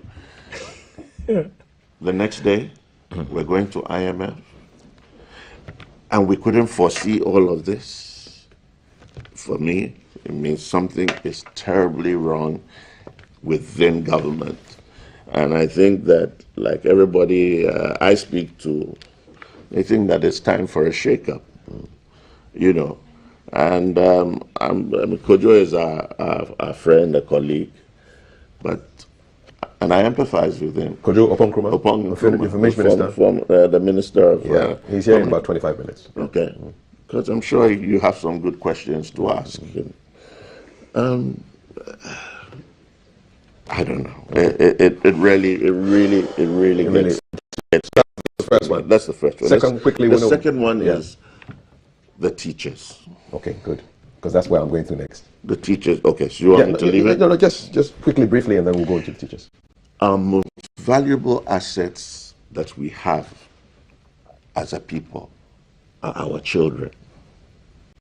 So for me, it is unconscionable that teachers will go on strike with no backup plan to protect the lives of our children. Forget about the timing, which in itself is an issue. As we're going to IMF, and everybody knows that the steps to be taken, the country is in crisis. Some say they're being opportunist, some say they're being callous, some say they're being wicked, whatever it is. At the end of the day, nothing pales more than the protection of our children. And if any child lost life because a teacher was not there to keep them in the classroom, or there was no supervision, then it's tantamount to negligence, or I would even go as far as I'm concerned, murder. So I think that the next time you're embarking on such shit, you have to take action to protect the lives of our children. And even though the teachers themselves may have a legitimate cause, and it's their right to go on strike, they should never compromise the lives of our children. Never. Okay, thank you so much for expressing your views so eloquently, both of you. Oscar Promotional and King Kwesi Chedakwa. This is GTV Breakfast, and we're going to be segueing into the teacher topic that Oscar raised, because, of course, on Monday, 4 teacher unions announced that they would be going on strike. The issue at the heart of the strike is an issue of money. It's called COLA, Cost of Living Allowance. And that is what has taken them to strike, to go on strike. We've seen videos and pictures of abandoned schools. And then recently we read that the head teachers have been asked to maintain a presence in the schools in spite of the fact that the 4 unions have announced a strike action. We'll be going to our Tema correspondent who will be speaking to these issues. His name is Michael Dewonu, and we'll be hearing from him pretty shortly. You're watching GTV Breakfast. You stay with us.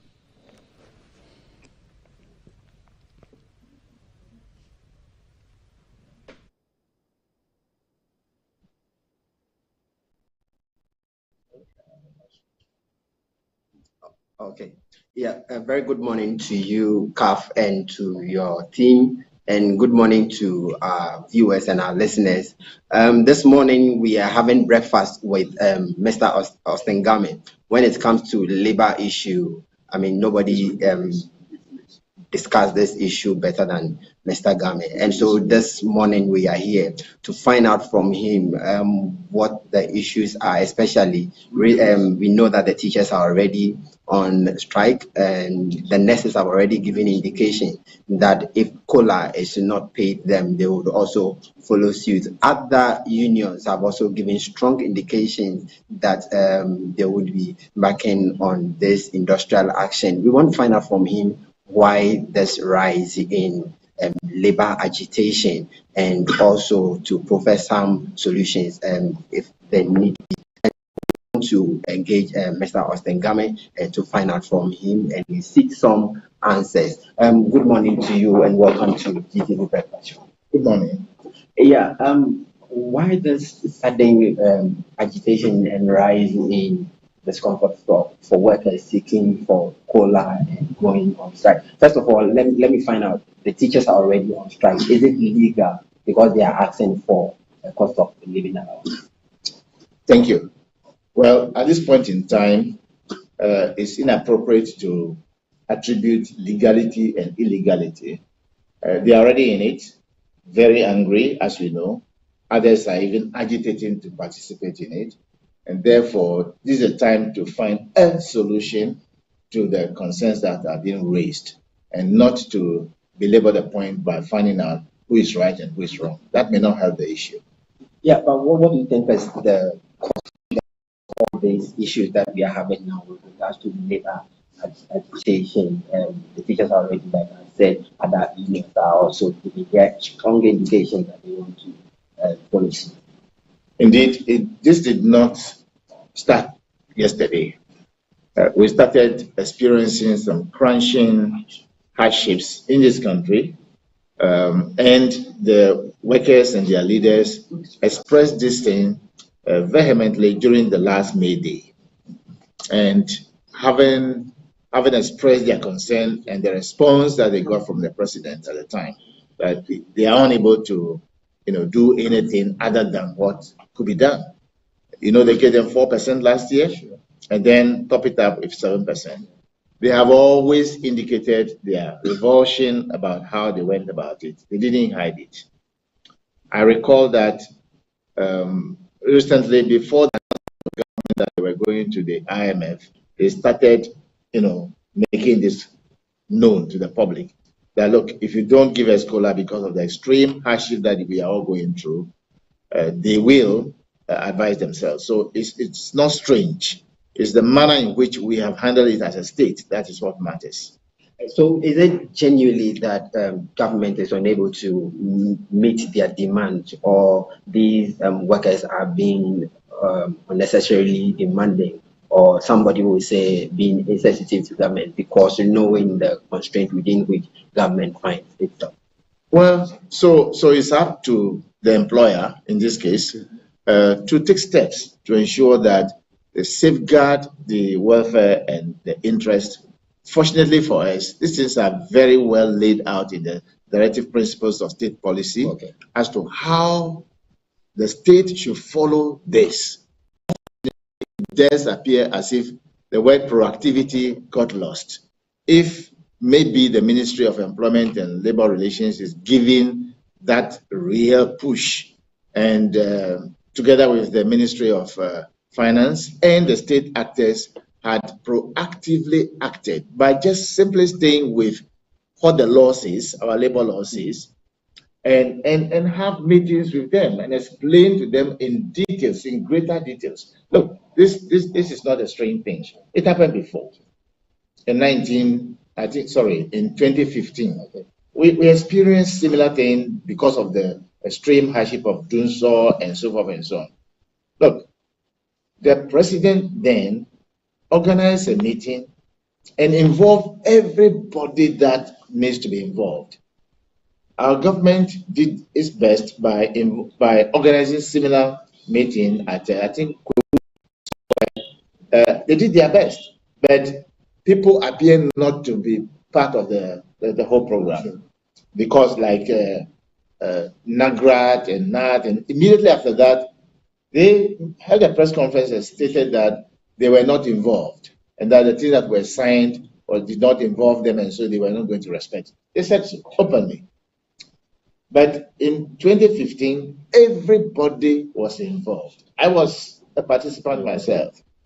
And at the end of the day, the workers themselves resolved to give government the push that it deserves to go through the difficult times. And it pulled down the numbers, as it were. The inflation came down a little bit, tolerable. Even though the hardship was there, it was not as intolerable like we have it today. And that culminated into Senchi. So the long and short of it is that Article 36 is very, very important. It says the state shall take all necessary action to ensure that the national economy is managed in such a manner as to maximize the rate of economic development and to secure the maximum welfare of the people. That is what it says. And it says also, I believe in 36:11, that the state shall take steps to ensure that participation in decision making is not lost to the people. Now, we have parliament, yes, but we have labor unions that the 2015 situation, they brought them to a place where they had brainstorming session, they generate various options, and we reach consensus on the way forward. This one, where is the consensus? So my suggestion would be that, yes, it's painful, we are all going through hardships. The state is presently vulnerable. They may not be able to do everything the way we want it, but if we pull it down together, we destroy the nation, because this is an intolerable situation. It's on record, I've said that if they don't go to the IMF very quickly, we might go in ambulance. And now here we are, and therefore I think it makes sense for all of us to embrace the challenge and see what contribution we can make to reduce the pains a little bit on all of us. But why is it that always every time when we go to the IMF, we are having to touch wage bill? We can also touch other issues. Currently, when you look at the expenditure of government, when you look at interest payment, it's higher than wages. And why are we not touching that areas? And anytime we go on to IMF, we are touching wages. Well, there are some of the things, if they touch it, then the whole world will crumble. If Ghana crumbles, we owe other people, it will affect other nations, it will affect the world. And so let's be very blunt. The interest payment that they are talking about is not negotiable with those who you borrow the money from. That is the reason why maybe the state and the employer, for that matter, is hesitating to give a definitive answer to the question of COLA. COLA is not a new thing. I recall in 1983-84, we as working people came all the way from Tema. It started from Tema. We went to Accra. Dr. Mbia was delegated by the TUC to join us. And we negotiated with the then Dr. Dodu, who was the chairman of the Public Private Board.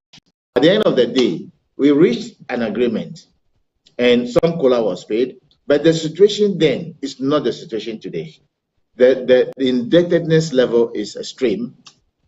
Now, where we've got into, it's not a question of government should stop paying interest, then this country will not exist. All we need to do is to ensure that we all come together, and I urge my colleagues at the Ministry of Employment and Labor Relations, there are several options. That's why they must go and brainstorm, generate options, plural, not singular. So if you take that, you take a position. Go open up, share information in details and in an honest, open-ended manner. If you do that, they also will listen, not taking position. I will not agree. I will also say, I will not agree.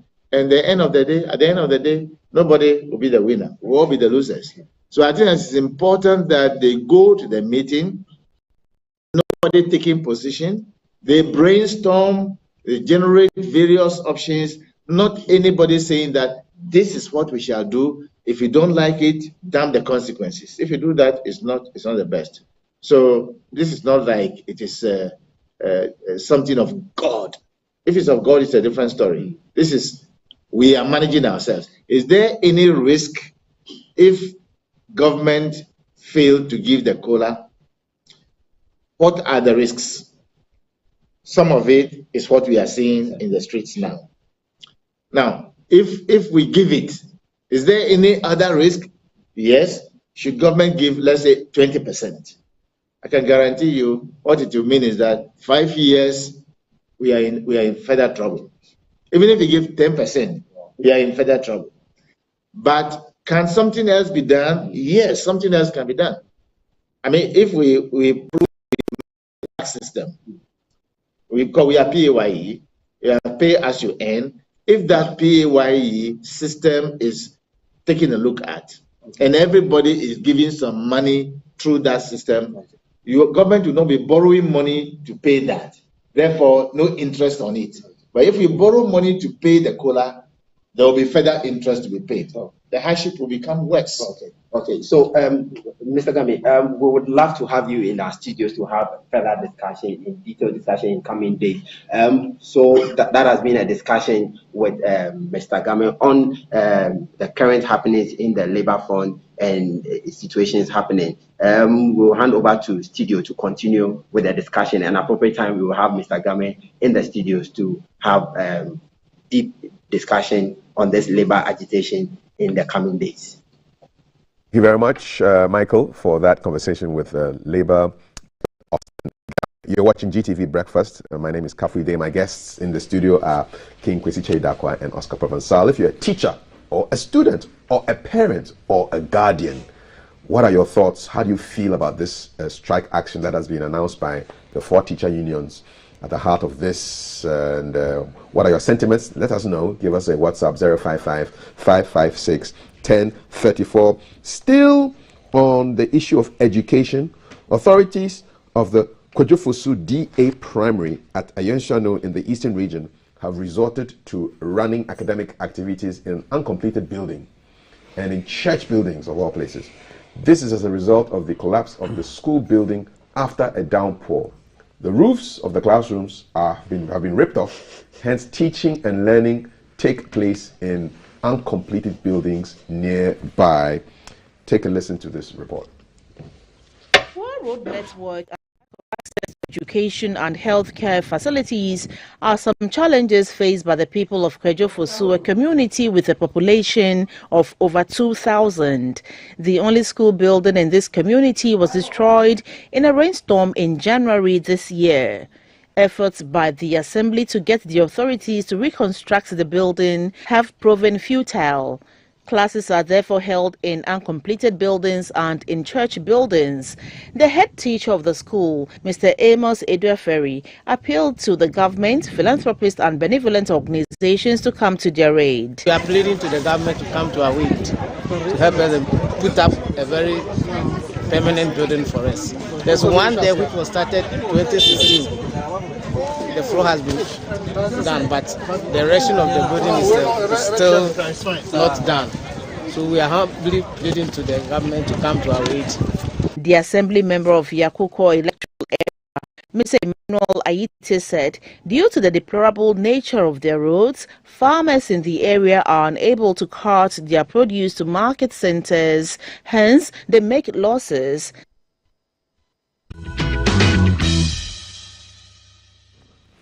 And so that was a report from the Eastern Region. Our Eastern Regional correspondent, Juliet Koko, is on the line. Juliet, good morning. Welcome to GTV Breakfast. Yeah, good morning, Kafi. Great. Bring us up to speed with this particular school in the Eastern Region, Kwadwofosu DA Primary. What is the latest as far as activities on that campus is concerned? All right. Okay, thank you very much. So we visited the school last week, Friday. Hello, can you hear me? I can hear you. Go ahead.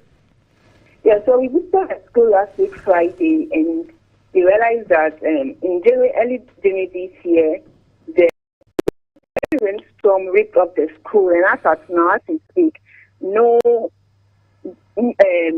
as we speak right now, there's been no construction of a new school, and the people are appealing to government construct a new one. It is interesting to note that the John Mahama administration in 2016 started building a new school, but it has been abandoned at a foot level. So as at now, there has been no construction of a new school yet. What are the district education authorities saying about this, and then the local government authorities at that level? What are they saying? All right. So the headmaster who spoke to me said they have made effort to speak with them, but all effort has been put futile. After the time we visited, the district director wasn't available, so we couldn't have any form of communication. But the MP, however, assures that he's in talks with government so that a new school will be constructed. So it means the children are at the mercy of the elements. Should another rainstorm occur, they will be drenched. Yes, exactly, because when this is the problem. When the time it rains, then it means it is holiday for the people. And one of the community members where the students go to school is actually advocating. He actually wants to take the building, but because the people are attending school in the building, he's stranded. He doesn't know what to do, and it's really a problem in that community. What are the parents of these students saying? They are worried. They are actually asking government to intervene immediately because, I mean, the primary school is the only school in that community that takes up the of the people over there. So they are worried because sometimes the people also do not go to school, because when they go to school, academic activities is not being run smoothly. Sometimes they abandon going to school, and the headmaster said it's one of the challenges that he's facing in mobilizing people to attend classes. And I can imagine that with the teacher strike, it's just going to be a situation of teachers not even being on campus, but children roaming around. Most definitely, most definitely. Well, we'll keep an eye on this, and hopefully we can get some results on this particular school. But thank you very much. Juliet Koko is our Eastern Regional Correspondent, speaking about the school called Kojofosu DA Primary at Eyensiano in the Eastern Region. And so they are now doing schooling in uncompleted buildings and church buildings as well because of the collapse of the school building after a downpour. The roofs were ripped off, and teaching and learning is now taking place in uncompleted buildings nearby. It's an apology of an education that we are dispensing to these young children, and I feel very ashamed that in the 21st century this can happen. One rain, roof goes off, and then nobody cares. You're looking for authorities, district authorities as far as education and local government are concerned. Where the heck are they? You're supposed to be there for people to find you and ask you questions and get results and get answers, but they're not there. And if a head teacher speaks, he may get victimized. Or she speaks, they just get transferred to the farthest location away from that school as a sign of punishment. Transfer as a weapon of punishment for people who speak and try to defend the wards who have been put under their care just for education. Is it a crime to go for education in areas like this? Kojo? I said Kojo. I'm even confused. Kwesi? You're waiting for Kojo Ponkroma. The school to is called Kojo. And I'm very interested in what questions he will be asked, because I remember of 11, we used to go watch movies in Community 1 at the community center, something called Twe. And Bruce Lee said some very interesting words. I don't remember which movie he said it, but he says, a wise man can learn more from a foolish question than a fool from a wise answer. So if we ask the questions and the world will listen to the questions, there will be so much for us to learn. Is it a crime to go for education in certain areas in Ghana? No, but it is an acceptance of suffering. It is an acceptance that you are putting your family through suffering if you choose to live in certain parts of this country. Because it's like we have the leftovers, the forgotten of the land. And these are usually the ones who are finding food.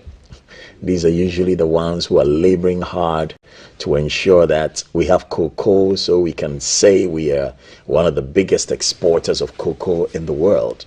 Now, if you live in those areas, you got to ask yourself, who speaks for me? Who sees me? Who remembers me?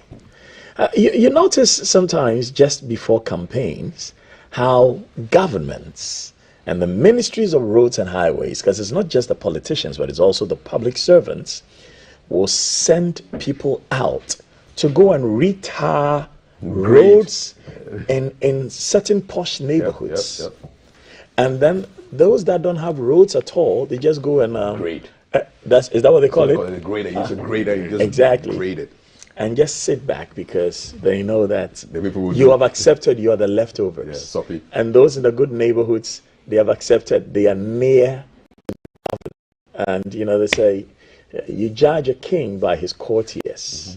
So if you see how the courtiers enjoy, you know the king loves his courtiers to enjoy. And if you juxtapose that with how the average people suffer, then you know that the king is no king at all. King Kwesi Chedakwa, espousing royal thoughts this morning. Oscar, before I go for the messages, what you want to say? Education issues, strike issues, infrastructure? Yeah, I mean, these are perennial issues that follow us. I mean, are they working? Every time. Are like the guys working? Yeah. Are they working really? Look, I think I watched a documentary the other day about the secret of Singapore. And a certain gentleman said, well, their secret is this. The three things, right? The three things. Yes. Meritocracy. People need their jobs based on merit and select the best minds and brains to do the job. The next thing they said was pragmatism. Yes. You must be pragmatic. Doesn't matter if the cat is black or white. It's a Can cat. Can it catch mice? That's it. It's Chinese philosophy, you know. We don't have to follow everything hook, line, and sinker. We've been saying these for donkey years.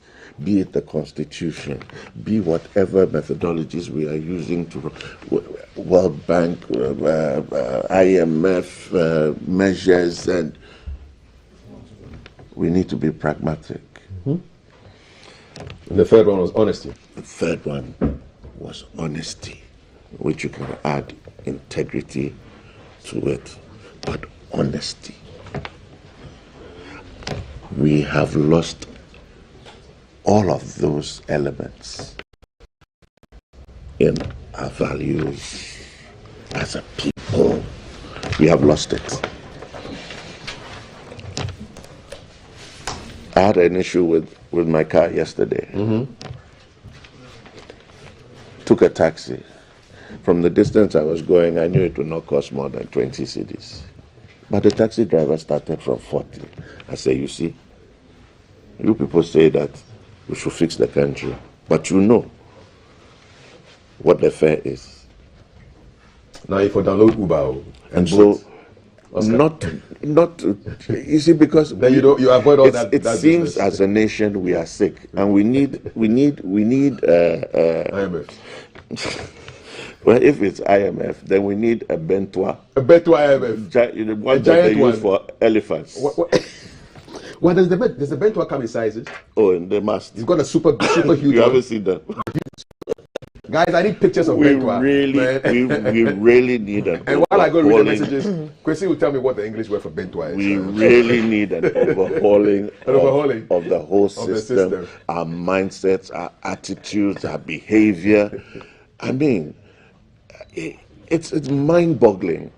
And I thought that with the advent of COVID and its impact on the world and its implications going forward, everybody across the world would have a different mindset altogether. It just looks like we've gone back to reset. It's incredible. Absolutely incredible. And if we were able to lock ourselves down for one whole year to protect our lives, because it was our lives, we obeyed. Now we're in a crisis as a nation. 2 minutes. Crisis as a nation. We should rally around and do what's right to save this nation. And everybody should buy into it, be you opposition, be you striking workers. We must recognize where we are. And I think that everybody must get on board to move us forward. Thank you so much, Oscar. Thank you, Kwesi Chedakwa.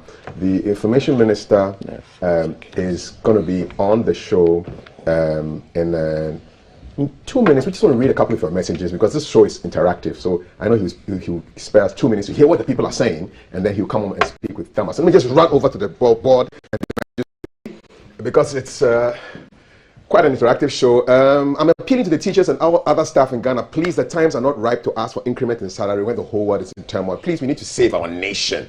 Another one, just taking a couple, just 10 messages and we're done. Good morning to you, CAF Val. I support the teachers' strike 100%. Government has been silent all this time when they started making demands about COLA. And you are annoyed by the National Labour Commission. Good morning, CAF. Let me congratulate you for the work you're doing, blah, blah, blah, blah. You're stunned by the constant rhetoric of the state of the nation. You don't think, in honesty, the narrative will change.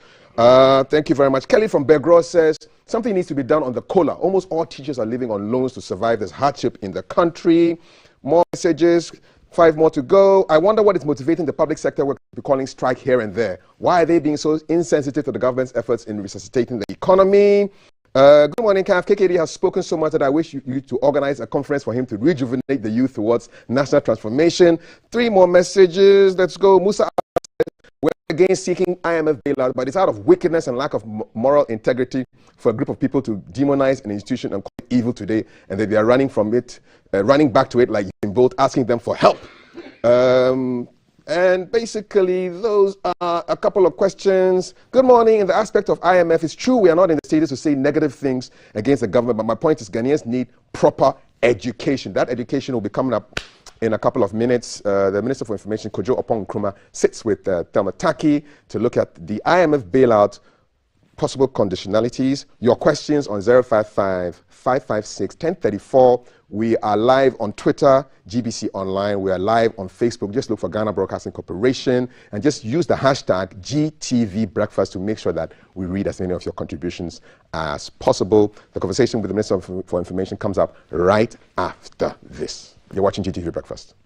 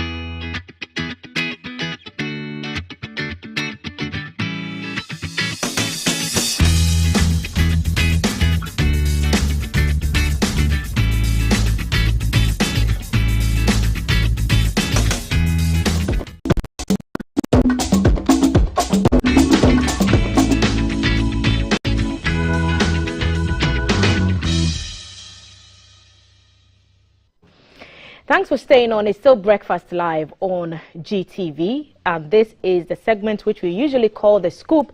Today we are focusing on IMF issues, and typically when countries turn to the IMF for support, there's usually some difficulty. We are told that 16 times we've gone to the IMF for support, and the data has shown that apart from 2018, when we recorded a growth of about 5.8%, The other times, there's not been any significant improvement in our economic growth in terms of what we expected to gain after the exit of the program. Today, the government is sending a team to meet with another team from the IMF to ask for a bailout program, and those conversations will begin this morning. The IMF is the institution that everyone goes to when they face some difficulties. We know that government is going to make a pitch, and this morning Information Minister Kojo Opon Nkrumah, who's also MP for Ofuasia Yorubi, is at our table to answer some of our questions. Honorable Minister, good morning and welcome. Good morning, Thelma. Thanks for having me. Been a while. I was just telling you, you haven't been on the show in almost a year, 4th August 2021. That is true. That is true. So it's good to have you back. It's good to be here. It's good to be here. I know that perhaps from about 10 a.m. it will be very packed for you. What's your itinerary like? I have a 9:30 panel on fighting inflation. And then we have an 11 o'clock on the disbursement of some grants to tourism-related MSMEs with the president. And then later in the evening, we'll get the first of the initial interactions with officials of the fund. What do we expect from that meeting for today's discussions? What will they focus on? Usually, the very first part of the discussion is on data sharing. Yes, they have a country office because Ghana has been a member of the IMF since 1957. And so they have an office in Ghana that's always looking at our, data. But now that you are formally engaging on the possibility of a balance of payment support program, they will need to sit with you and validate all the data that you are putting on the table. It is when the validation is done that we will know the form in which the program should come. Would it be a standby facility? Would it be an extended credit facility? Would it be a 3-year, 4-year program or whatnot? The data is what will determine the kind of program that we will get in the end. So at this stage, for the next 5 days, is the first part of the discussions, which is mostly data sharing between the officials of the finance ministry. The mission chief will report to the president and the task force later when they are almost done with this initial mission, but that's where we are. 16 times we've done this. We've found ourselves in a place where we needed help to bring ourselves from the brink of almost going into more serious economic crisis. Yeah. What's the guarantee that this 17th time it will work? Because if we haven't learned lessons the 16 times we were there, what shows we'll learn this time around? It's a very, very legitimate question. But why have we gone in the past 17 times, actually, and are actually probably going to go for an 18th program? The major reason for which Ghana has accessed fund programs in times past, the major reason is that the Ghanaian economy has its own challenges. And sometimes when crisis hits, the Ghanaian economy on its own struggles to respond to the crisis fully. There are times when that crisis is internally induced. There are times when that crisis is externally induced. So let me give you the last 3 times we went for a fund program. When the President Mills government went for a fund program somewhere around, I think, 2010, it was on the back of the global financial crisis. And Ghana had initially used a lot of her buffers to respond to the global financial crisis, which had led to financing constraints and high cost of borrowing. And so the Mills administration under Dr. Kwabena Duffuor at the time had to resort to an IMF-supported program to be able to respond when the buffers that we had internally ran out. When the administration went for an IMF balance of payment supported program, we argue there was no global crisis at the time. If you check the data, you struggle to point out what was a global crisis that occasioned it. It was more of an internally generated crisis, first starting from a fiscal management challenge, which then translated into issues of energy availability and the doomsday that came around that time. And then consequently, they had to, get some support. And the fact that our debt to GDP as at May 2015 was 66%. Internally induced. Now, today, If you look at 2017 to 2019, Ghana's economy was not perfect, but it was doing way better than it had been doing before. Earlier in your preamble, you mentioned that whenever we are on the fund program, we have very low levels of growth. That's correct. By 2016, growth was about 3.4, 3.5%. 2017, 2018, 2019, we succeeded in getting growth up, inflation down, interest rates down, and the economy was doing better. When we were hit in 2020 with the first crisis, COVID, we had to resort to a lot of the internal buffers and reserves that we had built to respond. By 2021, Ghana started rising again, growth of about 5.4%, inflation coming down again, interest rates stabilizing. And then in February, we were hit again with this external crisis, which is bringing a lot more hardship. Today, unions are calling for COLA. Everybody is having a feel of the global challenges that are hitting home locally. What happens often when these crises come up is that your reserves, particularly your forex reserves, are constrained, and your ability to therefore meet your obligations, particularly debt servicing obligations and other fiscal expenditure obligations, are limited. So when your limited reserves now stare you in the face and you are not getting access to the capital markets, then you have the fund to bail you out, quote unquote. The lasting solution, what would ensure that we don't go there and an 18th or 19th time, rather, a 19th time, will be a number of things. Number one, we need better domestic resource mobilization. We're in a country where we only mobilize about 12% of GDP into the treasury. What that means is that all of us are working and making money in little parts of the country. Well, not all of us. A good number of us are working and making little monies in parts of the country. And ordinarily, 25% of that money should come to the central treasury. And when it comes, the treasury should have a very good fiscal management framework that ensures that it uses that money to serve all of us and therefore does not overborrow. Debt to GDP will not go out of the window. If we do not improve on domestic resource mobilization, successive governments will do a lot of borrowing to respond to all the demonstrations and all the calls around us. So one of the things that we need to do... But we've always known this, that we can't keep borrowing when other governments would have to inherit and all of us would have to pay down the line. The alternative is that we have to improve domestic resource mobilization. We ourselves have to pay more. We ourselves have to contribute a bit more. The GDP is happening. And whereas 25% of it should come to the treasury, only about 12% of it is coming.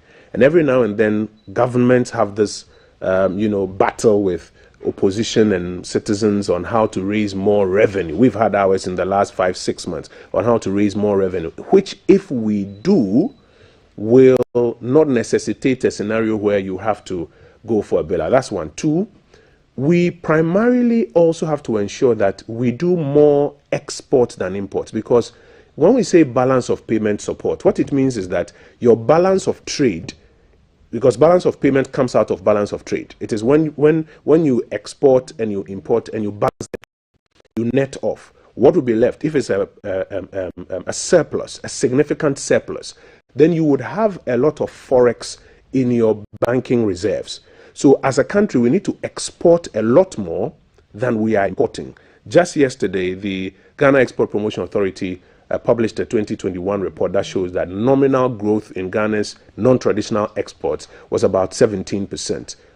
And it had moved, I think, from about 4% the year before, which was a brilliant point. And we need to ensure that we do a lot more of that. Look at the things we import in this country, literally everything. Just this budget cycle, government put a policy, an economic policy item that says that let us take off the discounting of benchmark values so that we can support local industry, produce a lot more and not rely so much more on import. It was fought heavily, you recall, by Guta, and then they got political support, and then you got people who have interest in the import cycle. Like everyone wants a piece of government's pie, and rightfully so, because resources have been entrusted to a team to manage, and everyone expects that something will come back to them. Considering everything that was said before about going to the IMF, and the finance minister, I remember vividly saying it meant that the consequences would be dire and we're a proud nation and all that. Was it difficult to arrive at this decision to sort of swallow pride, more or less, and admit that things are that bad? Was it difficult to even arrive at that decision? I didn't get the sense that the decision was difficult for the president to make. The discussion, of course, will have people with various views. And you've heard those publicly who've said that, no, that's not the way to go. We can wait for the domestic measures to ramp up. And then there are those who will make the argument that, but while you are waiting for the domestic measures to ramp up, people are hurting, and you could go into a economic challenge, a full-blown economic challenge, if you don't find a way to get some buffers out there. So people, different advisors and different analysts made their case. But I didn't get the sense that the decision was difficult for the president to make. I get the impression that he would have wished that our domestic measures would have reached optimal level by now, but we are not there yet, and we cannot wait, and that decision has to be made. And the president went ahead to make that decision. So if you were to make an honest assessment of how we got here, considering everything the minority has thrown at the government and all the accusations, the credit ratings from the agencies which government disagreed with, how would you say we landed ourselves in this place where we need urgently another program to sustain us? First of all, this is an honest assessment. This honest assessment is the fact that there are a number of pillars that got us here. Predominant among those pillars, the fact that there's a global economic crisis. And that global economic crisis is putting a lot of people around the world in difficulty. That would be COVID and the Russia and Ukraine. Just yesterday, I was reading that inflation in Turkey is now at 80%. 80% inflation in Turkey. That's not due to economic mismanagement in Turkey. Inflation in the US is now at a 40-year high. In the UK, 40-year high. In Norway, 13-year high. And yet for in subsectors like, for example, tourism, hotel rates are more expensive in Ghana than in Turkey or the US. But that is a function of what goes into the provision of that service and therefore how they are charging. But the point I'm making to you is that globally there's a crisis. This global crisis is pinching back home and is making life difficult for a lot of our people. At a time when our fiscal and monetary buffers have run out because of how we fought COVID-19 with it, when we were making a lot of those interventions available, well intended, but it came at a cost. The countries that chose not to make those interventions literally sat on their money. But those costs were not left for Ghana alone to absorb. Uganda, we got some support, yes. 10 billion from Bank of Ghana, over almost 2 billion, some would say, from IMF, and 430 million from the World Bank. A lot of that support came as loans. That is why your debt to GDP ratio is gone up. That is why, partly, now when they look at your books, they will say, because of where your debt to GDP ratio is gone, we have to downgrade you. The downgrade was about two principal issues: where our fiscal position was, and secondly, what they call the negative governance outlook. If you read the report, essentially that's a nice way of calling the fights in Parliament. Two principal reasons for which we were downgraded. Now, for those two reasons, when you were downgraded, you don't have a lot of access to the capital markets, the international capital market. So that's why this year, for example, we haven't gone on a Eurobond roadshow.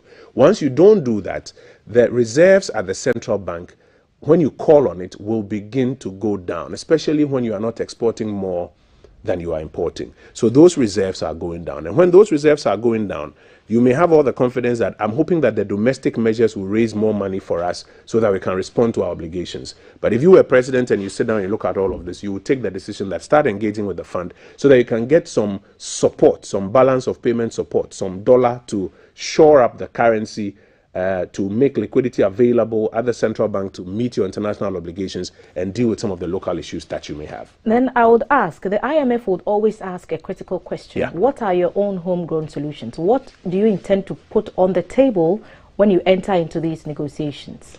So maybe we should use it also as a point of education. We have the Ghanaian economy, product of economic policy. Economic policy comprising the various parts of the economy: housing, education, health, agric, industry, all of those are the policies in those areas and the programs that churn out growth and jobs and incomes. Those are the policies that give birth to what you see as the economy. But underpinning economic policy are a number of pillars. One of the pillars is fiscal policy: income, expenditure, financing, debt management. Then you have monetary policy: exchange rate, inflation, currency. you have real sector policy, you have all of the other sub-policies that you may require. When you go for a fund program, it only supports you to deal with fiscal and monetary targets. So you get a bit of balance of payment support, which will go into, let's say, the monetary policy framework and support them, show up currency, you can meet your obligations. Part of it will translate into the fiscals. But there are many other things in the broader economy that you have to deal with. So first point is that what you are going for will not solve all your economic problems. So we need to be very also don't build a certain expectation that then the moment you go for a fund program, all your problems are solved. No, the fund program will only deal with about the first two pillars. It will help the monetary side, it will help the fiscal side. But you have other things in the Ghanaian economy that you have to do to ensure that the economy grows, expands, people get jobs, people get incomes. You begin to see a lot of development still going on, or as much development as you can. What the fund will ask you is that, particularly on your fiscal side, what are you going to do to ensure, basic, that you raise more revenue, tone down on some of your expenditures that they may consider as unnecessary, and therefore reduce your debt burden translated from your financing needs? You as a country need to first put on the table some things that you are willing to do to raise revenue and to better manage expenditure. Already on the revenue side, I think government has taken a first move. We've got an electronic transactions levy. Conversations around it about, can we improve it, can we tighten some parts of it, can we plug the loopholes? That and conversation. The fact that some have suggested the targets are not being met because of a couple of reasons, including the fact that we have bastardized it a lot. And I think we have to also have that conversation in this country that, listen, Thelma, we cannot run away from the gap between the Ghana we want and the Ghana we are paying for. But if we have a budget deficit of 37 million and we were initially hoping to raise 7 million or 7 billion from the e-levy, which we will not now meet, we still have 30 billion which we still have to raise, and we have to answer the question, how are we raising that? It is something we cannot run away from in this republic. There's a Ghana we want. We want a Ghana with roads, with electricity, with security that is working, with public services that are working, transportation, etc. Look at the traffic. We want solutions to all of those ones. We must pay for it. So if today all that we are paying, yes, they will attract. But we have to admit to the IMF that we will cut some. No, I'm saying of our things. I'm saying that there's a Ghana that you want. We all want a particular Ghana. But this is the Ghana that we are paying for. There's a gap between what we are paying for and what we want. That gap can only be met by us paying some more, or by a government borrowing as much as he can to try and close that gap. And I'm saying that even when you borrow, in the end you have to raise it and pay. So the bottom line, the bottom line, the first part of the conversation is revenue. I think that the revenue conversation is one of the most important conversations in any business, in any government, in any group. Here at the Ghana Broadcasting Corporation, one of the most important conversations, as I've suggested to your board, is a revenue conversation. We want so many things around us here, new equipment, better delivery of some things here. Have that revenue conversation. How are we raising more revenue so that GBC can get its share? Not how are we just cutting expenditure. Because this first quarter and the second quarter, as we cut government expenses, already growth is beginning to suffer. When we start cutting all the expenses here at GBC, that we want to cut this, want to cut this, want to cut that, your growth here will suffer. You will not achieve the growth target, the employment target you are looking for, the income target for your staff. So it's not just about cutting expenses. So you're going to the table not expecting to make the cuts. That's not what I've said. I've said that before you start talking about the expenditure cuts, and let's not be overly fixated on expenditure cuts, let's start off on the revenue side. We need to raise more revenue. 12% of GDP, with the greatest of respect, is not enough. We need to step that up. That's the first part. The IMF will be asking, how are you raising more revenue? That's the first question. How are you raising more revenue? And so we give them the well, we've got an e-levy on the table, yes. If there's room to have a conversation around that, we can improve it. There's also the property rates. Many of us are not paying adequate property rates. If you did a little audit here of your team and you said everybody, maybe just a joke, everybody should bring you the last property rates that they paid for this year, Thelma, you may find it interesting that all of us who are asking for something on the expenditure side are very often not contributing enough on the revenue side, even on property rates. So we need to have that. It is one of the conversations the fund will be having with us. We've got 2 answers already on the table: property rates. We've got the electronic transactions levy, for example. We've got the tax exemptions bill, which seeks to cut how much tax exemptions we are giving so that government can have more coming into the treasury to assist us. And hopefully, if we do better on these 3 items, we should be able to shore up the tax to GDP ratio. That's the first part. Then the second part is, what are you willing to cut? When it comes to that question, you've got to ask yourself, what are the things we are doing that are serving our people? What are the things we are doing that we can cut? Today, if you take the expenditure side, by the time you finish paying salaries of government workers, servicing debt obligations, and paying statutory payments, you are in excess of tax revenue. So what are you going to cut? The economic management team that the Vice President promised us was very, very competent to handle the situation, should proffer us the solutions. We have proffered the solutions on the revenue side. Okay. And those now solutions, we are on the cuts. Those solutions, we have to work together to execute. You cannot force the people or squeeze the people so much. You put the solutions on the table, you engage with the people and make the case that, listen, we want roads in this part of the country. We want water in this part of the country. We want electricity. More people want public sector jobs. That's expenditure side. Mm-hmm. It's already constrained. The first thing we need to do is the revenue side. And the team, you've offered the things on the table, e-levy, property rates, tax exemption. I am responding to your pushback that the economic management team should be proffering the answers. And I'm saying that those answers have been proffered. What is left now is our ability to collectively implement it. And it takes all of society to do that. You, the media, have to do your part to help us to mobilize some more revenue. Even opposition has to come to the recognition that, listen, you can do all the politics you want to do, but if we don't cure this problem, someday when you come to power, you will still not have revenues to deliver what you're looking for. Haven't we always done that? But that is what we have to move away from. That's what we have to move away from. That's what we have to move. That is the value of a democracy when it hits about, what, is it 30 years or something? That we don't keep saying that, oh, but we have always done that, so let's keep doing it. We'll keep running in circles if we do that. Now, on the expenditure side, there are a number of government flagship programs and expenditure items that everybody says, take a look at. And I have insisted, based on the instructions of the president, that it is fair to take a look at them. But as you take a look at them, free SHS. Free SHS.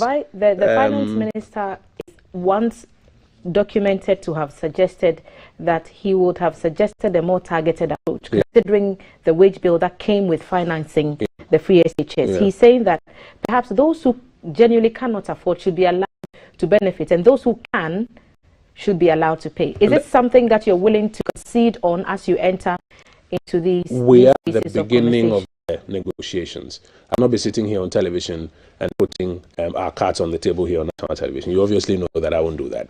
But I'm saying that, well, no, it's fine. You're doing your job. You're asking me. But I will also respectfully decline to put those answers on the table.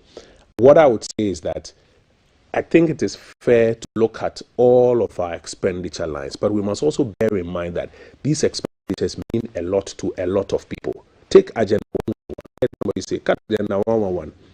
My district does not have a district hospital. We are looking forward to Agenda 111 because my people die of malaria and basic avoidable diseases that should not be killing people. So for us, who did not have a medical doctor, one medical doctor, until I became member of parliament, the district hospital means a lot to us. So if you have a hospital in your area and you say that, cut Agenda 111, we'll be very unhappy with you. If you are employed and you say, cut NAPCO, when people were not paid or have not been paid for 6 or 7 months because of the fiscal situation, it portends a lot of difficulty for them because it's a lifeline for people. So even when you are talking about cuts, you have to take time and examine how those will be non-essential. Yes, how those cuts affect people. And I can assure you that we are very committed to doing that. We need to go through the process. Will that commitment extend to the National Cathedral, for example? We are hearing that $4 billion figure is flying around somewhere, and people ask, there's churches all over. Do we need this at this time? Should government be putting attention and extra cash that we could be spending on the district hospital in Ofuasia Yoruba on a National Cathedral? It's National Cathedral Week. There's even a celebration of a National Cathedral Week. So do we need this now? I have said, for example, that it is fair to examine all our expenditure lines And as we go into this negotiation, take a decision on what can be cut without affecting the essentials and what we can do away with. And as I have said, I won't sit here on television, national television, and put our cards on the table about even what we are going into this negotiation with. Nobody does that. But the people of Ghana, what I'll say in the end, can rest assured that in the end, how we will negotiate this will be in their best interest to protect what is most important to the people of Ghana while doing the necessary cuts and concessions that need to be made. The finance minister gave us a plan. As you said, the economic management team that we were told to trust to take us through the woods. And he said that austerity measures were being rolled out to ensure that government cut its expenses. One of them was a moratorium on travel. Another was a cut in the salaries and 30%. Other things belonging to members of the cabinet and national advisors to the president. How much did those austerity measures save us? And how are we using those to help us get to where we want to get to in our conversations with the IMF and beyond? So on the second part of your question, when the finance minister appears before Parliament, I think on the 13th of July, to present the mid-year review, he will provide those hard numbers. On the first part of your question, yes, the principle was to ensure that we cut government expenses, but not take out that money to go and do something else. Leave it in the treasury so that it can fund other priorities of government. The economic management team that you talk about is the same economic management team that between 2017 and 2019 delivered all those results that sometimes people just want to gloss over. This is the team today. When inflation hit 27%, everybody is complaining because it is true. You go to the market to buy a bottle of cooking oil today, and by the time you go back tomorrow, the price has gone up. Because inflation is at 27%, because Russia and Ukraine are fighting, and therefore it is affecting fuel and transportation and the value-added cost of food items. But when the same economic management team brought down inflation from 15 to 7%, you realize that we wanted to wish it away that, oh, it's just numbers.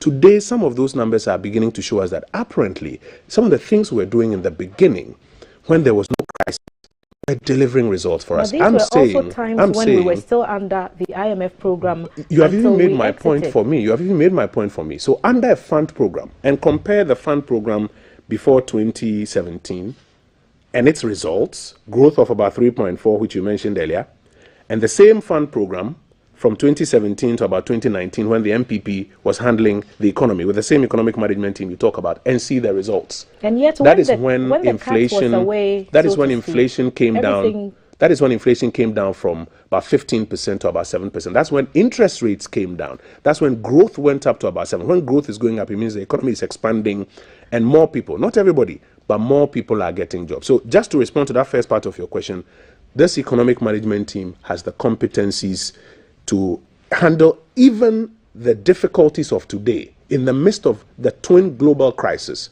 and get us to a point where we are back on growth, we are back at high levels of employment, bring inflation back down, bring interest rates back down, and most importantly, deliver on the development projects that I want in my constituency and you want in yours as well. You can trust this economic management team to do that. What figures are you looking at? We are seeing our levels very, very dire. When we exit the program, because we don't know how long, since you say the negotiations haven't started. It will take about 6 months to conclude a negotiation on the average. Programs vary. You could get between a year and 4 years.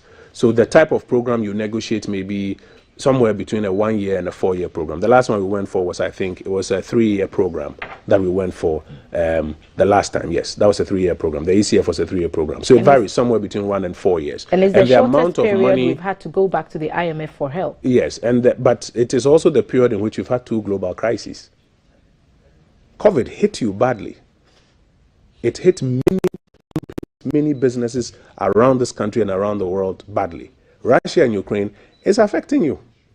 Today you buy fuel, I buy fuel today at crazy prices at the pump. Why? Because crude oil has moved from $74 per barrel in December to 133. These two crises. We are an oil producing country we are that does net, not no, have we are a net an importer. oil refinery, we are so net, we take it out and we bring are it back a in net for more money. importer of oil. That's the point. It's not about refining. It's important to deal with our refinery and refine the little we produce. But we are a net importer because in the end, how much you import, how much you consume for oil is way more than how much you produce, even if you were refining it. That's the bottom line. So we are a net importer. But the point I'm making is this. You've had to go back to the fund in this short time because two major global issues have hit us, and we can't run away from that. So I come again to the question, what do we expect to get, what figures are we expecting?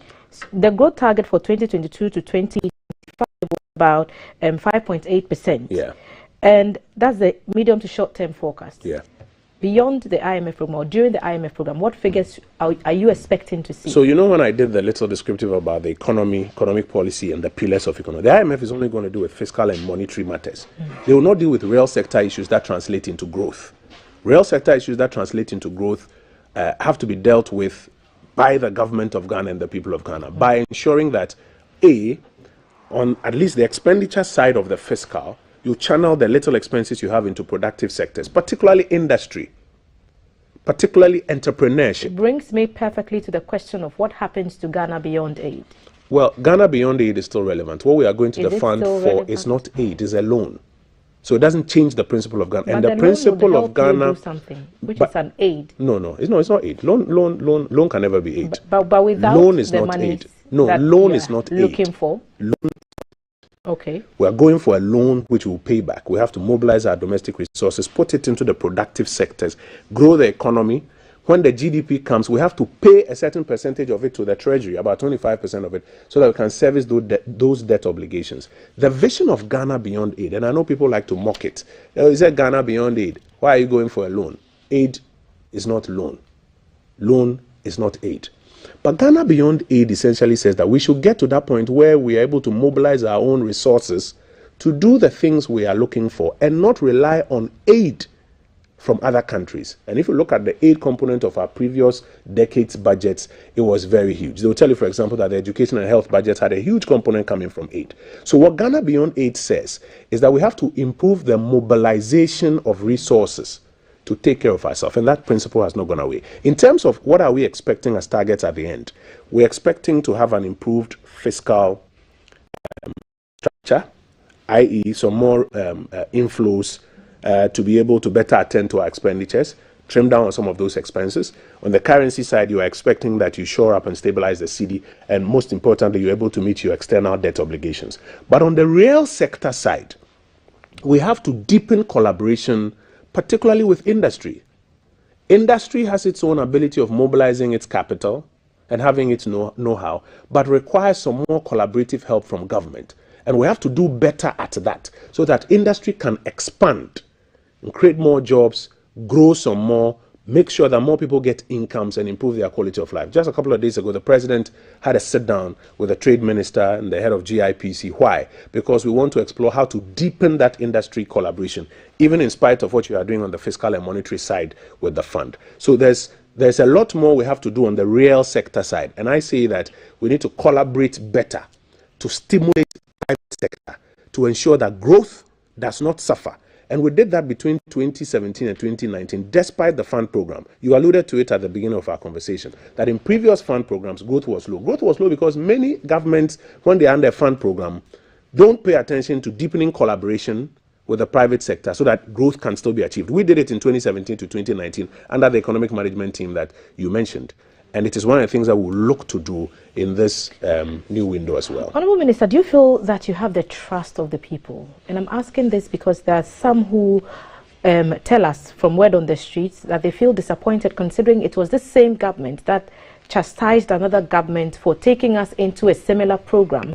And now, after selling a message of competence and of discipline in the financial space, we are seeing the same government take us into an IMF program. And they did not want to hear the explanation of we had COVID and there was the Ukraine war. You can't run away from the truth. How do you address these issues? So there are four key things. Trust, taking us into a similar situation, competence, and there's a fourth one of they don't want to hear the explanations.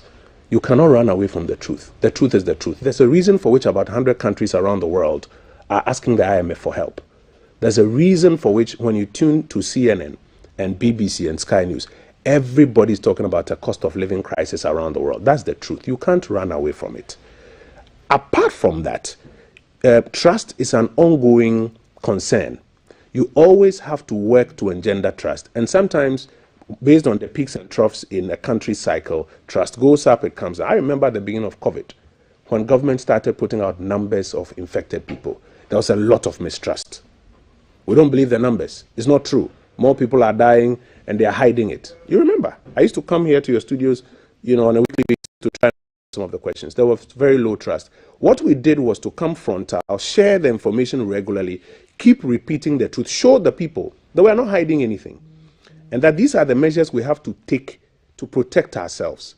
So trust sometimes goes up and comes down, but what you need to do is to consistently tell the people the truth, show them the numbers, and my experience is that the people will come along with you. The people of Ghana are suffering in the face of a global economic crisis. What we have to do is not to worry that they may not trust you, is to engage with them regularly, frontally, to explain the issues to them, to take their feedback and to work with it. Competence. The mark of competence is what happens when there is a period of, let's say, 2017 to 2019, and you've put your measures on the table, even under a fund program. There's no global crisis, and the numbers are showing themselves forth. When 2020 hit us and the global economy literally went into recession, we went into recession, but our growth was very, very minimal. 2022, when there was no crisis, 5.4% growth. 2021, when there was no crisis, 2022, when there's an economic crisis, everybody around us is struggling. And we have had to ask for support. That is not incompetence. That is not a domestically induced challenge. I think the two are quite different. But instead of sometimes even going back and forth on these, what people want is, how is our burden going to be relieved moving forward? Our burden is going to be relieved moving forward by, first of all, taking off pressure on the fiscal and monetary side and paying some more attention to investing in the real sector of the economy: agriculture, industry, services, infrastructure, and engaging better with the players in these areas to deliver relief to our people. Our people are looking forward to, how do we ensure that food prices at least will stabilize, if they won't come down? That's what people are interested in. People are interested in how to ensure that the conditionalities don't bite extensively. And I say to anybody who has worries that your worries may be legitimate, but the reality is that when the MPP administration had to negotiate a 1-year extension of the NDC's ECF, we managed to negotiate that and still kept the most important things to you. And we are looking forward to doing that one more time, even in these negotiations. The Honourable Minister for Information, Kojo Nkrumah, is answering our questions and yours on a government plan going to the IMF for a bailout. What are your thoughts on this matter? 05555611034. Few minutes for him to dash out of here on other urgent government business. Let us hear your thoughts now. These are your thoughts and not the thoughts of GBC. Kaf. Paul from Algeria says, a country whose leadership puts priorities on their personal wants and the needs of the citizenry can do no magic than going to the IMF. Winner says, the most important beginning of negotiations with the IMF is data. Does the government have correct data? That's a question there. I'm completely blown away by the fact that the minister believes receiving of loans is different from receiving aid. If you came to me for a loan, are you not asking me to aid you in some way? No, that's not the same. So that's one question there. And good morning. I want to ask the minister, talking of cut downs, doesn't he think it's about time that we cut the huge salaries of our MPs and also get rid of ex gratia? Good morning, GTV. I like this gentleman. He knows how to talk, but the truth is, he said, nothing moved me. They talk as if the war is in Ghana. You guys want us to pay more so you can earn more. Where are all the monies your administration has borrowed? That's one question there from Kobe. Citizen Francis, yes, we criticize John Mahama's administration for going to the IMF, and certainly we are not running away from the fact MPP promised itself never to go to the IMF for bailout, largely because at the time of such decisions, there was nothing like global economic crisis. Unforeseen circumstances beyond our control have made us to eat the humble pie and make a return to the IMF. Hello, Thelma. In Kojo's presentation, he make mention that the fund provided, they toned down on some expenditure. Is it that they, as managers of the economy, do not see those expenditures as unnecessary? That's Richmond. Alan wants to know, what jobs have they created to give grounds to generate revenue? When the president is using these money to fly in private jets, it's now clear that the NPP cannot govern this country. That's Alan's one. John wants to know, with the opulent lifestyle, pomposity, large convoys, fat salaries, expensive rentals, how do they expect the economy to improve? Let him tell us something cogent. Tudik says, good morning. Kojo claims they have competences. Why can't they use the competencies to make things work out without involving the IMF? Honorable Minister, I'll take a couple and then we will rush out. Sure. Honorable Minister, why can't the government cut down the size of the ministers, number of them, to save money? And why is it that Ukraine and Russia didn't affect our neighbors, neighboring countries like Togo and others? Samuel, good morning. It's a flood of messages. Government spokespersons continue to talk arrogantly. They seem not to have learned their lessons. The information minister is still talking the way he used to talk before the crash. Humility, humility, humility. And it's very, very interesting old stuff from the information minister. Fix the fundamentals, Mr. Minister. Enough of the lectures. So with a simple question to Mr. Nkrumah, with the stats, I know this government had a greater good intention to curb higher percentage of unemployment. So at this point, are you going to stop any form of recruitment? No hope for the unemployed in a long term to come. Quick question, there's a loan. How much is the loan that we're going to get from the IMF? Can you tell us? We want to know, and how long it's going to be, what are the conditionalities, what are the interest rates, how long is it going to be lasting for? King Calf, I think this Article 71 thing has to be looked at in order to save more money for the nation. We are suffering. So far, they've been under-reporting our indebtedness. We will now know the extent of our debts. Trisha, could you open? We heard the taxes which were amassed on the e-levy was only 10%. Ghanaians are eager for transparency on this. A lot of us are still using Momo. Is that 10%? Is that 10% government figures? That's what Mr. Asari Ochidaku was saying, but we don't know whether the 10% is the figure. Loans are financial aid. Honorable, check your facts well. Half of the reps from IMF in Ghana today are just master's holders, meetings with PhD holders. Are you telling me we cannot manage our country? Isaac, it's a flood. Honorable Minister, are you sure your government has been listening to citizens? Give it a second thought. Nana Kwesi, please respectfully, my minister should not lie to us because I know he doesn't buy fuel and many other basic things. He'll say whether he buys fuel or not. Kindly ask if indeed Ghana Beyond Aid matters. We are still selling everything to foreign companies, including the insurance companies. You think it's damage control? The World Bank Group works with developing countries, which Ghana is part of, to reduce poverty and increase shared prosperity, while the IMF serves to stabilize the international monetary system. Thank you for the lecture. As it stands, I wonder what Ghana is going to board as we seek bailout from the IMF. Wow, a flood of questions. I don't know how much longer you will take to Let me respond to some of them. For example, correct data. Are you going with the correct data? Absolutely. There's an IMF office in town. They have access to our data. The mission is in town. Our team, the local office, the team from the mission will have the opportunity to go through all of that data. When we are talking about cuts, we are talking, are there fears of salary cuts? We have that data, which would help inform the conversation. There's a misconception out there that aid is a low. I think you should take advantage of it and bring some finance people to do some more education. If I'm running a business and I go and borrow money as working capital for my business, and I will not aid. Aid, especially within the context of what we've spoken about, is quite clear. And if you look at the aid contribution to Ghana's budget, education and health in times past, you get grants. You get a grant that says that take this money and do pay back. That is aid.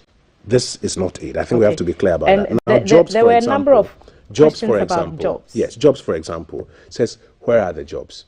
So all of these last 2 years, even in the public sector, you've reported several times about tens of thousands of people lining up at LWAC and other places because the government had opened up an employment window in the security services and people were going there in search of jobs. Was that an attempt to get a number of people in so that when we go to IMF and it comes to the matter of do not employ, we would have said that we've taken this number of people in, because the economy that could not recruit because of the previous IMF program before 2016 improved in 2017, 2019, so that government had more fiscal space to recruit. And that's why we were recruiting soldiers and police officers and nurses, etc. Did everybody get a job? I have never said so. But that was comparatively better to the time when you could not have people being recruited. That is evidence. I'm not saying it. You reported it, that jobs were being created. You may not like it, but that's the truth. And others another matter, when the economy grows or growth moves from 3.4 or 3.5 to 7%, that means there's more economic expansion. When there's economic expansion, people get jobs. Has everybody gotten a job? I haven't said so. But that scenario is relatively better compared to a scenario where the economy was growing at 3.4 or 3.5%. These are not my words. This is hard data here in this country that we are working from. Now, talking about salaries, the executive branch has cut salaries by 30%. And we have asked other branches of government to take a cue. The executive cannot cut MP's salary. I think we have to educate the public on these matters. The executive cannot cut MP's salary. MP salaries are not determined by the executive. They are determined by a committee, a constitutional committee. The suggestion is whatever the process is it time to the executive call in has that done clause? The executive has done it. 30% cut in salaries. The Council of State has done it. They've also decided to take some cuts on their own. If the call out there is for MPs to do the same, I think it's a fair call. I have even gone on record earlier when the executive said we're going to do it as suggesting that should be done. How much are we looking for to get from the IMF? Let me How just much also do we speak want? to this claim that Russia and Ukraine has not affected our neighbors. It has affected our neighbors. It has affected our neighbors. We have to delve into the details a bit. Some of our neighbors use the French franc. The effect of that is that the currency support that they get is different from what you using your own CD Because in will the get. past, That's others one. on your using CFA as a basis to say even the French-speaking countries are doing this and Ghana is not. But back that's the in first day. point, that they operate a different currency. The second point is that there are countries like Nigeria, which are net exporters of oil and therefore are able to subsidize fuel prices. And so you will find that fuel price in Nigeria will not be the same as in Ghana. You may make the argument that both of us produce oil, but we don't produce oil in the same quantities. They are net exporters, we are net importers. Somebody makes a joke that by even Ukraine and Russia are not taking facility from the IMF. Let's do some research and educate the public. Ukraine has received billions of dollars from the US, from the UK, from the EU to support their economy because of the war. So they do not need to go to the IMF. So the fact that they have not gone for that does not allow you to just throw it away that, oh, Ukraine has not gone for an so the war affected more than Ukraine. You know, sometimes we make light of some of these issues, but I think that we should, I mean, while we have a good sense of humor in Ghana, we should also take advantage and educate the public. Russia is a major net exporter of crude oil, of gas. And even in the midst of this war, you should see their balance of trade. How much are we looking so to get? that is the truth, and that is what we should be sharing with our people some more. Ghana needs about 3 to 3.5 billion. We've already got about $1 billion from the international capital markets in Parliament, which we are hoping to pass. Depending on how the data sharing and analysis go, we will then have a clarity of how much we can get from the fund. Apart from the capital markets and the fund, we will still have to raise domestic resources. We'll still have to do better on our tax payment and move domestic resource mobilization from 12% to a higher number. And did we need the IMF to police this? To police what? To police our cuts, our financial discipline. Did we need to First do that? of all, we are not in a position, our position is not because of discipline. We've explained over, and there was a time when we had fiscal indiscipline, where on our own, without any global crisis, we spent monies in a way that led us to the fund. So without keeping an eye on where the debt levels would take us to. Today, that is not where we are. Today, we are in this situation because there's a global crisis that is eating up the reserves of many economies. And for those that don't have support, they are struggling and they have to go to the fund for support. The two scenarios are different, and we have to consistently repeat it and explain for our people to understand. And people still do not get the point, and others are calling for heads to roll, including the head of the finance minister, feeling let down by the kind of perhaps advice that have offered. What do you tell the people of Ghana who are asking for more? Who are asking? Teachers are asking. Yes. Cost of living allowance. Everyone TUC is asking this morning. Nurses and midwives are asking for cost of living. What assurances are you giving the Ghanaian worker? It's not about assurances. It's about looking at the scenario together. Go into your fiscals, income and expenditure. You are mobilizing only 12% of GDP. It only pays salaries of the existent workers, services, debts, and even on statutory payment, it struggles. Do you have fiscal space to give subsidies? Do you have fiscal space to spend more? You were asking me a question about expenditure cuts. How do you cut and still respond to some of these extra allowances? Those are the realities of the situation. That's why I started off by saying that we may not like some of these conversations, but the reality is that we have to go to the top and bring in more revenue so that we can meet some of the expenditure commitments that we have. We cannot run away from it. It may not be nice for us to hear it, but that is the truth. That's what we have to do. Thank you for making the time. Thank you for having me, Come back soon. Don't wait 11 months. Fatih will be coming, and I'll be coming as well. I'm marking the calendar. I'll be coming. I hope to see you soon. The Honourable Minister for Information, Kojo Ponkroma, representing the good people of Ofuase Ayurebi, who we are told don't have a district hospital. So they also want their own Agenda 111. Thank you for making time, and thank you for your messages as well. We'll keep the conversations ongoing, and in the next part of the show, there's more ahead with the Minerals Commission and Your World. Stay with us.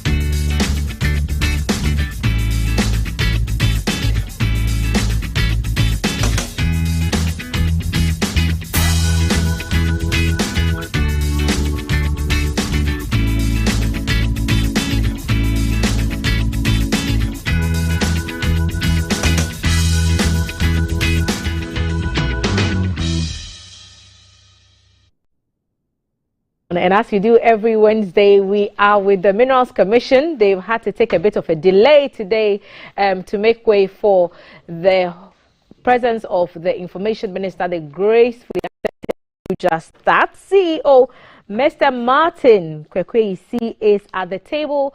We are continuing our discussions on the Local Content and Local Participation Regulations 2022 LI 2431. So some of you have asked us many questions.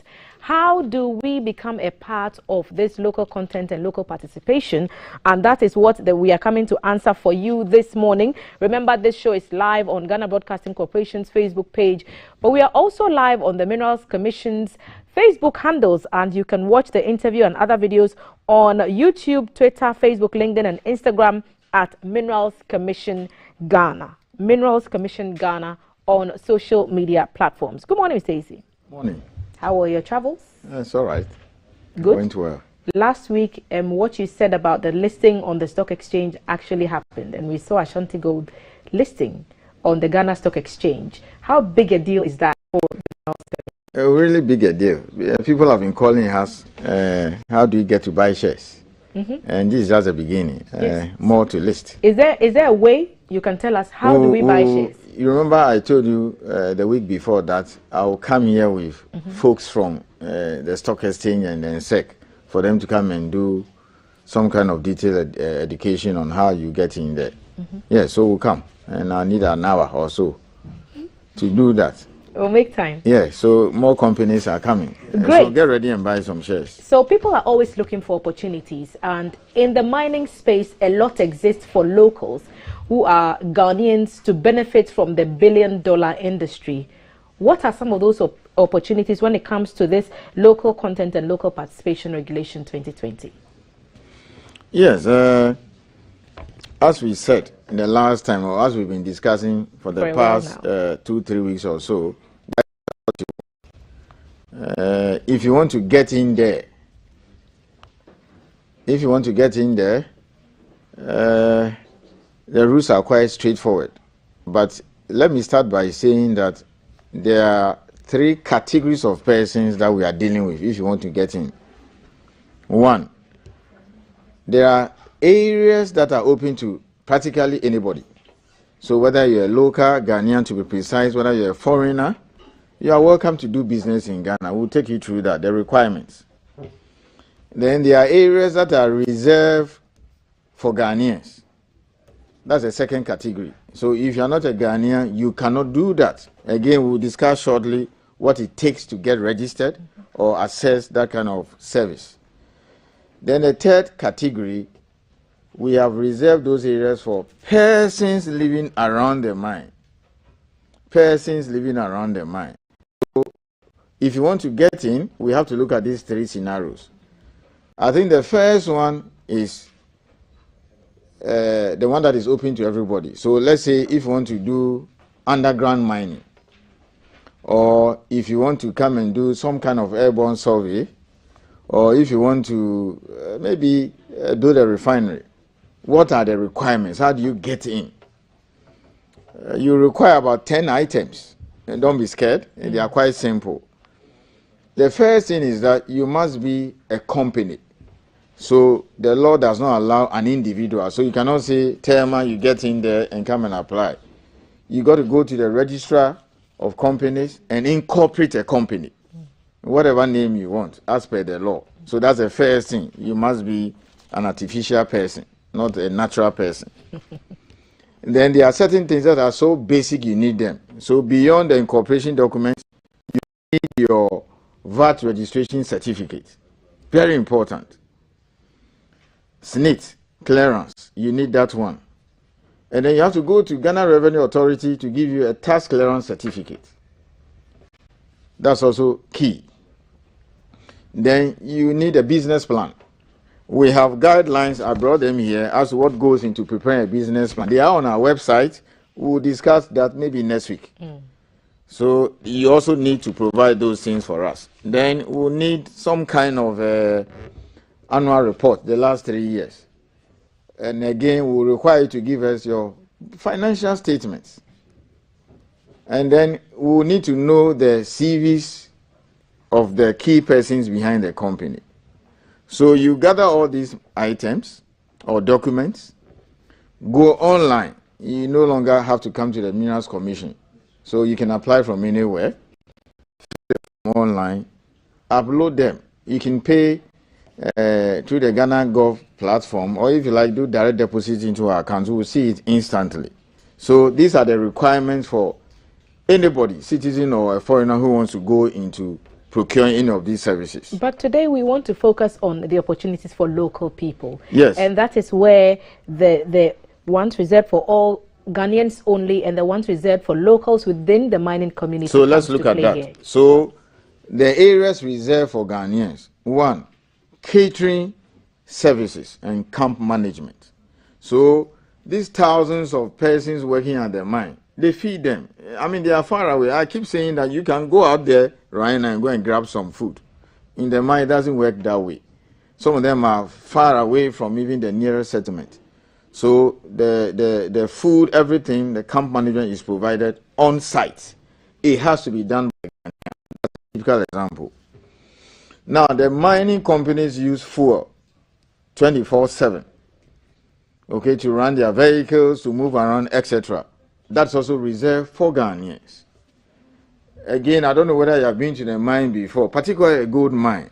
They have security at the mine. Security at the mine. Not the police or the army. Occasionally, they may request those ones if there's a need for it.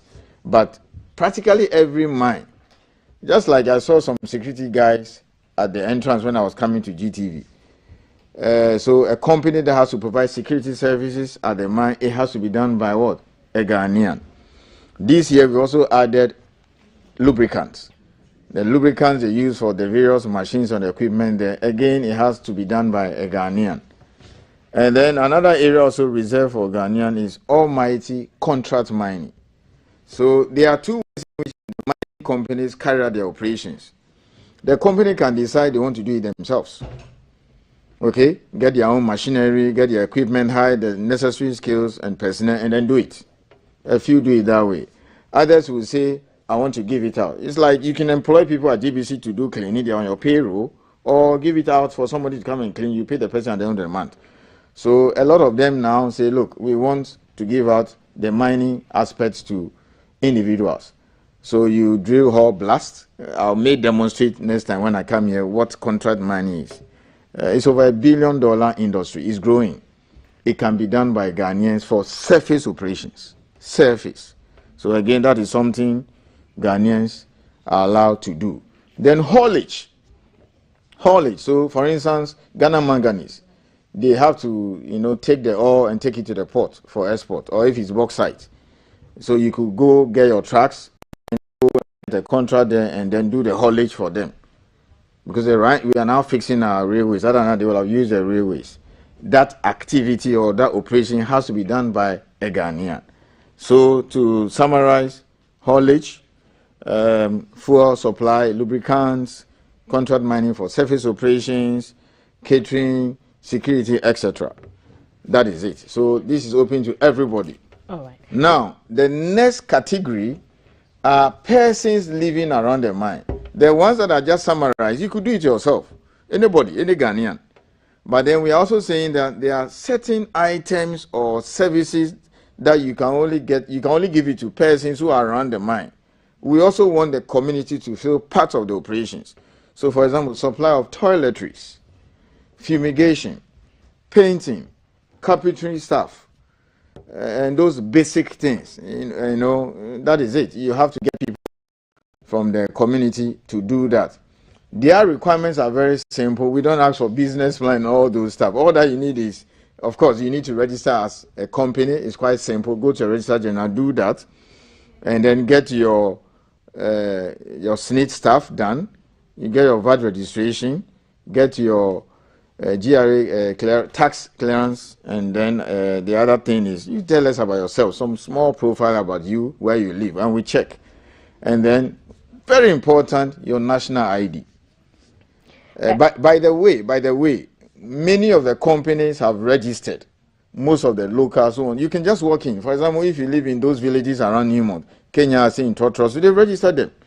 They know all of them. And let me tell you how the rules have been made simple for the category C. If you're a Ghanaian, for instance, and you want to provide fumigation or sewage or those toiletries to the mining company, Once you have lodged an application to the Minerals Commission, we allow you to bid. We've spoken to all the CEOs of the mining companies, because you see, in the past, the companies will tell you, go and get your registration before you come and bid. But they will not wait for you. So we have people walking into the offices of the Minerals Commission and say, I've just submitted an application. Newmont has opened a bid, or Goldfish has opened a bid for fumigation or to provide certain sanitary services. Again, this is reserved for them. You are allowed to put in your application. The companies are aware, we've informed them, and even where you go ahead and win the contract and your registration is not ready, they can allow you to start work. So those within the mine, the rules are quite flexible for them, even if they need to pay and they don't have money. Maybe someone does his first time. The fees are not that much, but he will tell you, look, I cannot pay this. We'll just say pay something. When you start, come and pay the rest. So we even give them payment terms for those living around the mine. But A and B, the rules are quite different. So opportunities exist for locals to participate in the mining space, and you can take advantage of some of these offers and make a business for yourself. The Minerals Commission has opened its doors. We have also opened the phone lines, and you can call in with your questions. 054 3664 264. You can call now and ask Mr. Isi some questions. 054 3664 264. Mr. Isi, do you have a cost attached to some of the services that you offer that you can share with the public? Because if they want to register for some of these things, can you give a breakdown of what monies they would get so that they have that ahead of time before they begin the process? Yeah, thank you, Thelma. By the way, all these things are on our website. Tell us what the website is. Yes, but I'll mention some. For those who are locals, we have waived the, what do we call it, the processing fee. They shouldn't pay for it. Those around the mine. If you want to provide sanitary, toiletries, carpentry services, plumbing, etc. The registration is for a year. Every year you have to come and renew. It's just an application, and then the fee comes to about 1,500 Ghana cedis. 1,500 Ghana cedis for the local side. Yes, they are not supposed to pay processing fee. Someone has joined us on the phone lines, and they want to ask you a question. Good morning. Thanks for joining us on GTV Breakfast. Your name and where you are calling us from? Maxwell? My name is Maxwell, and I'm calling from Kumasi. Maxwell from Kumasi. So very near some of the mines that we know. What do you want to ask Mr. Isi this morning? I think last week, last Wednesday, I called and I said I needed a little clarification. You're persistent, aren't you? Yes, I do remember that call very clearly. And you asked for a link, a connection to Mr. Isi. Yes, because when he came, he's not spoken about it, so I wanted to hear more about it. So you wanted to know about the certification, right? If my memory serves me right. Yes, no. I want to know about, when you have the certificate, right? You need to be certified, by the Minerals Commission, and I wanted to know, the procedures. Procedures to getting certified by the Minerals Commission was what you wanted to know. Yeah. All right. Mr. Isi is here again, and we'll take another shot at getting an answer. Okay, all right. Thank you, Maxwell, for calling. All right. So, Mr. Isi, becoming a frequent eye on the program. Maxwell asked you last week, how did they get certified by the Minerals Commission to get some of these things, to do some of these things? First, I can put my number on air for him to reach me out, get to me on WhatsApp. 0266 777 119. That's my WhatsApp number. After here, he can reach out. I will have a personal discussion with him. Now, what I want the public to know is this. I don't know what certification he's talking about, so I need to find out more. But you see, the mining engineers who work at the mine, not just the mining engineers, the metallurgists, etc., if you come out from school, for you to work like a foreman, a shift boss, underground manager, and run the mine, you must take certain examination and be certified. So let me just give you a simple, next week I'll come and discuss more of that, but let me just give you a very simple scenario. For instance, those who want to train as accountants, You see, even after Legon or what we call Upsal and Co., they have these levels they write 1, 2, 3, and 4, whatever. You can take the exams and be working as you go along until you do the final one, and then when you pass, then you are qualified to be a chartered accountant. You can sign reports, etc. It's the same thing that works in the mine. For you to be a mine manager, it's not enough to say you're a mining engineer, you work like 15 years or 10 years. No, you have to go through certain certification. We have a board of examiners that is run by the Minerals Commission. So some minimum number of years is required. You might have moved from, let's say, a mine captain to a mine manager. And you can really feel somebody can work like 20 years in a mine now. He's gone underground, has done everything. He may be a mine captain, but he cannot run the mine because he has not got a mine manager certificate. So that's what we do. And we do it for those who are metallurgists and then those who are mine managers. I don't know, he is talking about the basic technical ones. We have drawn some plans to do that. So maybe because of how important this is to everyone, like I don't know whether the polytechnics, they train people. If they come out, can they work in a mine? Do they require certain skills? We've designed some program with industry. I can discuss that next week. So otherwise, he can call that number. He can send me a WhatsApp message. I'll reach out to him. Okay, there's another caller. And then sort out his issue. There's another caller from Kumasi who's joining us. Good morning. What's your name? My name is Yusuf Abdullah, calling from Kumasi. Abdullah, what do you want to ask this morning? Oh, he's dropped the line. I think we may have lost Abdullah. They're so sorry about that. Try and reach us again, and we will find time to answer your questions. The CEO of the Minerals Commission, Mr. Martin Kwekweisi, is here, and he's answering questions on the local regulation LI 2431. You can watch the interview live on the Minerals Commission Ghana on YouTube, Twitter, Facebook, LinkedIn, and Instagram. And you can also follow GBC, okay, on social media platforms, and we will serve you with the right content. Mr. Isi, we've talked about the waiver of the processing fee for the locals, and we've also talked about the one-year registration, which is renewable at 1,500 cedis. What else should people know when they want to register to be part of this things that are reserved for Ghanaians? There's nothing else to know than go online and then put in your application. You were about to share the website with us? Yes, www.mincom. So that's a short form of Minerals Commission. MINCOM. .gov.gh. .gov.gh. Yes. So that's what you need to know. Is there another caller on the line?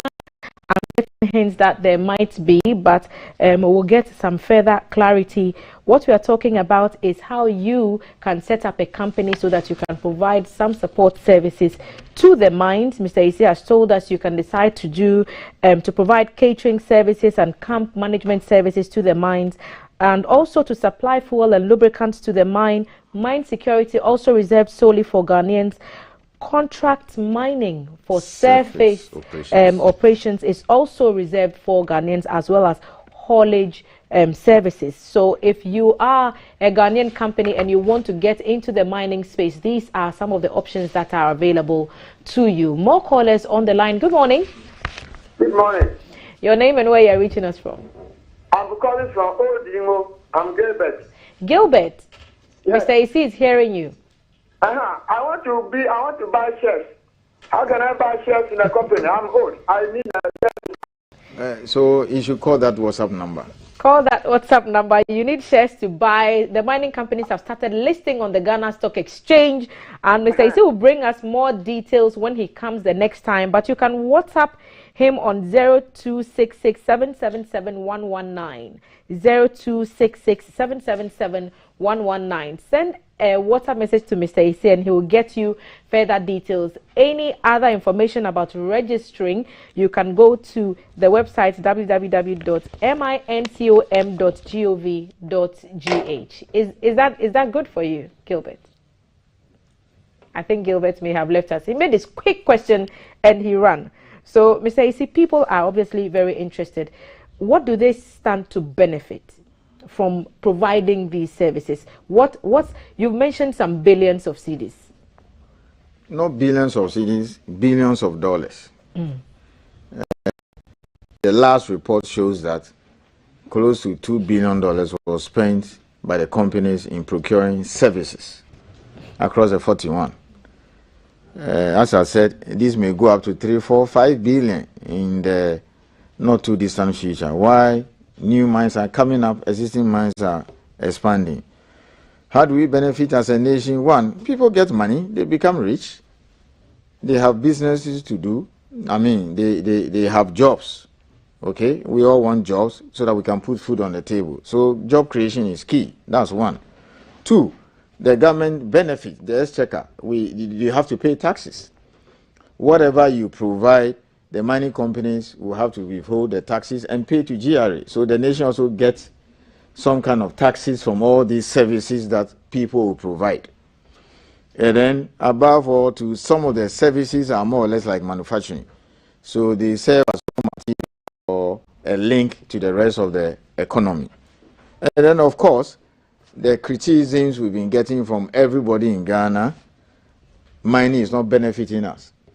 You can imagine if we get up one day and we say, oh, at the end of this year, $3 billion was spent to buy, procure services, and let's say 2.5 billion were procured locally. This money will circulate in the economy. So that is a far broader impact of all these things. I think I believe it's born out of ignorance, because people thought that all that the companies do is they dig the staff, pay their royalties to government, and then pay corporate tax if they declare profits, and then dividend, and that's it. And then they employ just a few people at the mine site. No, I'm saying 41 items, contract mining, $1 billion is going to go up. It's even more than taxes and the taxes that they pay put together. So that is it. It's important, it's far-reaching. I'll take your final comment, and I want to ask on behalf of those who do not have access to the internet, because you've mentioned that we can do all these things online. What happens to those who do not have access? To provide a more effective and efficient service, that's why we went online. Why do you want to leave Sola Tuna Kaba or my hometown Rara in Oti and come to Minas Commission Accra? Look at the transport cost. So just do it there, do it online. If you don't have internet services, and you still want to walk to our offices, no problem. We have told the staff that don't drive them away. When they come, just listen to them and then explain things to them. But it's like telling me, look, even our illiterate brothers or sisters or cousins, if they want to go abroad, they still have to fill the visa applications and all those things online. So your grandmother wants to go to abroad with you for a holiday, you have to find a way of filling the documents online. Where there's a will, there's a way. Yes, you have to find a way. But we still accept the working. If you come, we'll tell you. We even assist them and with the documents and upload it. We register them online. We have a customer care unit. If you walk in, they will tell you, go and do it online. If you cannot do it, you sit with the lady there. You bring all your documents. She'll help you upload it. And then you can go away. Opportunities exist in there. Mr. Isi, thank you so much for coming again today. His WhatsApp number is 0266777119. That's how you can reach Mr. Martin Isi, CEO of the Minerals Commission, via WhatsApp. The website of the Minerals Commission is www.mincom.gov.gh, mincom.gov.gh, and you can reach them there so they clarify some of that on this table. We've been looking at the Minerals and Mining Local Content and Local Participation Regulation 2020 LI 2431, and the opportunities for me and you who are full Ghanaians to offer services to the mines. The Minerals Commission can be accessed also. You can reach them via their Facebook, Twitter, Instagram, LinkedIn handles at Minerals Commission Ghana. Mr. Isi, thank you so much for your time. It's still Breakfast Live on GTV, and the lifestyle segment will come up next. Your World with Valerie. We'll be back.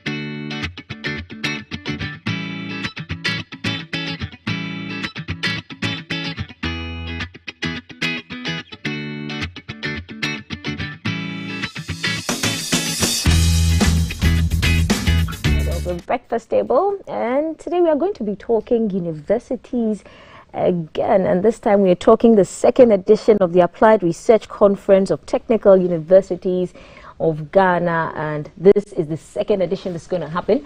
To help us talk about this and shed more light on it and get to know more about it, I have Mr. Paul Ofori-Kra. He's the Executive Secretary, Vice Chancellors of Technical Universities, and then I have Dr. Florence Plocky. I beg your pardon. She's the University Librarian, and she's also the Chair of the local organizing committee of the second technical applied conference. So welcome, ladies and gentlemen. Thank you. I'm going to start with you, Mr. Kra. First, how many technical universities do we have in Ghana? We have 10 technical universities in Ghana now.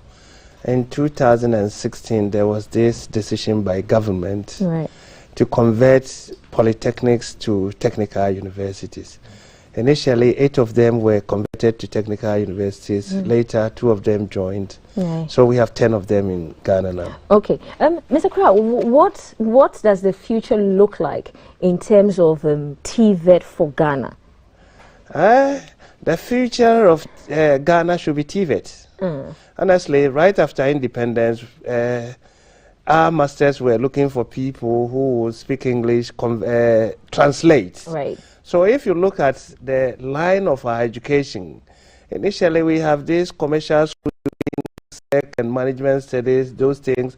And when Ghana began to develop, when we were having those big timber industries and so on and so forth, business. Right. The business aspect of education became so popular. So you have people doing accounting and all sorts of things. Things are changing.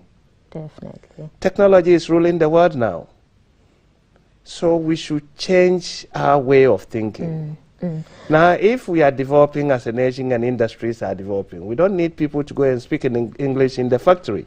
No. We need skilled people to be manning the machines in the factories. Right. Okay. And then also, we are at a time where Ghana, the education system is being challenged. We are looking at incorporating a lot more, making science a lot more interesting to young girls, hence the STEM. And is there a way that, you know, there was this notion that back in the day, going to a technical school meant, say, wabon class. Exactly. Yeah? And in these times, we are trying to change that. How can we just, you know, in other countries, we've seen it where somebody knows that I want to go into tech, I want to go into the creative process, I want to go into the sciences, and then right from maybe secondary school, they are just skewed towards there. You don't have to go all there and realize, oh, maybe I should have done this. Is there something in the education sector? Is there going to be a reform that we can just... The reforms have started already, and if you see government speak now, they talk about STEM, they talk about TVET education only. We are now accepting the fact that grammar education is not helping us. In fact, growing up, I kept asking myself, when tech was put in place, University of Science and Technology, if you give the technical schools a place in tech, how are they going to enter tech then? Right. So these are the narratives we need to change. And I think the technical universities are giving us this direction. Nice. Wow. Dr. Plocky, you're the chair of the local organizing committee for the second edition of the Applied Research Conference of Technical Universities of Ghana. What does your job entail? What are you going to do? What have you been doing? This is the second edition of the conference. Okay. So basically what we are doing is to plan for tomorrow and Friday's conference. So putting things together and then running the programs and then putting structures in place for a successful conference. Right. Yes. Okay. Yes. And so this year's conference, what is it geared towards? What's it on?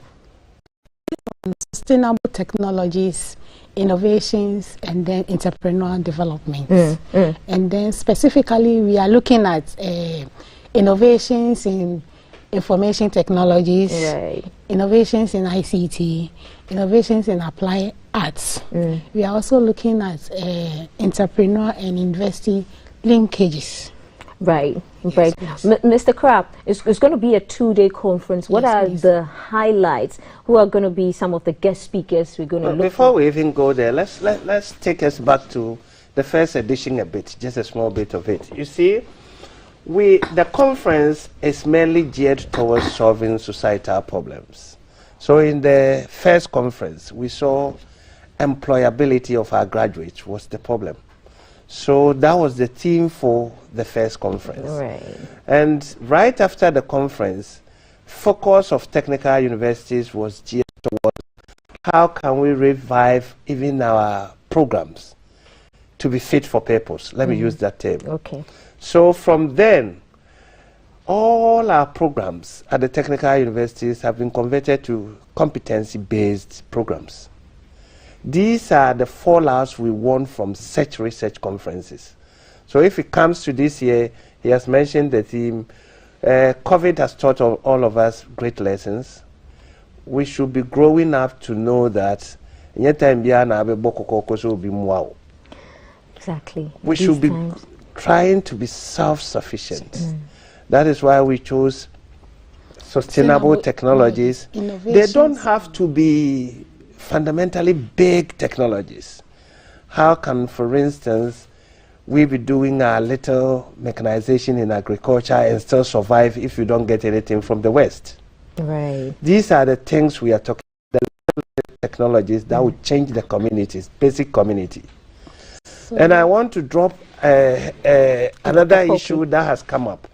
They are going to give awards for special areas. And if you look at the criteria, one thing that is cutting across is one thing that is cutting across is, as part of the criteria, is you must your thing should be able to impact on community. It's very important.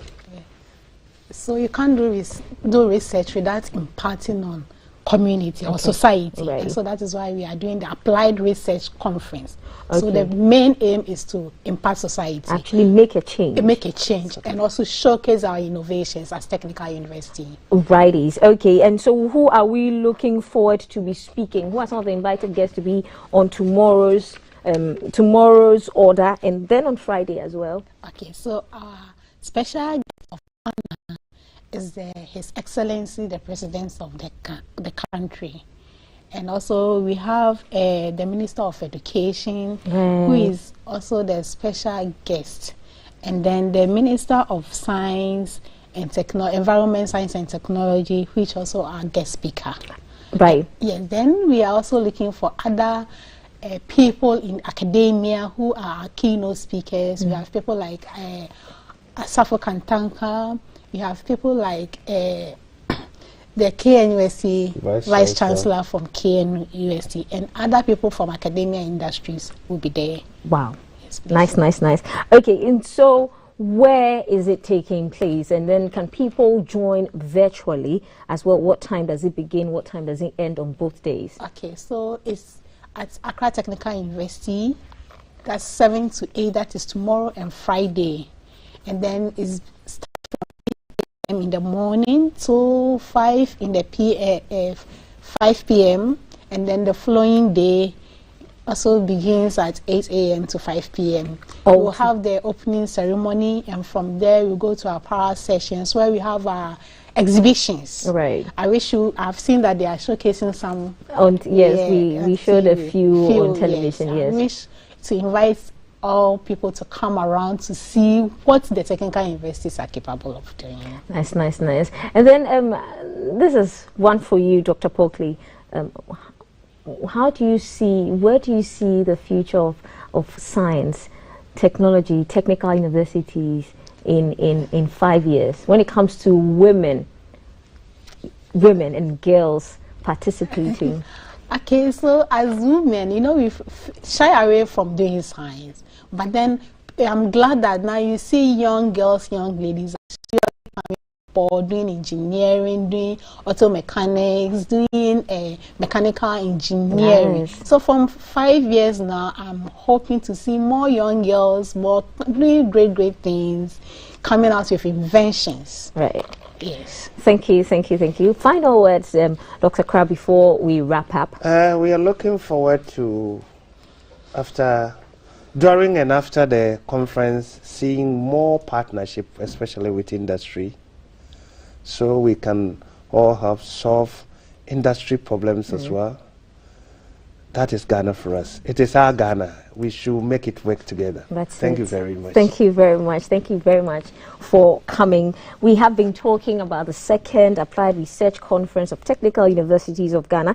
It's happening, it's a 2-day conference. It begins tomorrow at the Accra Technical University. First session, it begins at 8 a.m. and ends at 5 p.m. Thursday and Friday. Is there a virtual link where we can join? How can we follow it on social media? And so we will share the social media link with members. We will forward it to you so that you show it. Okay, and then probably when we go to the website. Yes, website and then AAU. AAU. Yes, AAU right. website. Okay. And Facebook. Okay, yeah. Okay. And so Accra Technical University. Right. Social media. Okay. And so AAU is the place to go if you need more information on the second Applied Research Conference of Technical Universities of Ghana. Helping us have this conversation, we've had Dr. Florence Pockley. She's the university librarian and chair of the local organizing committee of the conference, and Mr. Paul Ofori-Krah. He's the executive secretary, vice chancellors of technical universities in Ghana. You're still watching QTV Breakfast. When we come back, we're going to be talking creative. I'm quite excited. We'll be right back.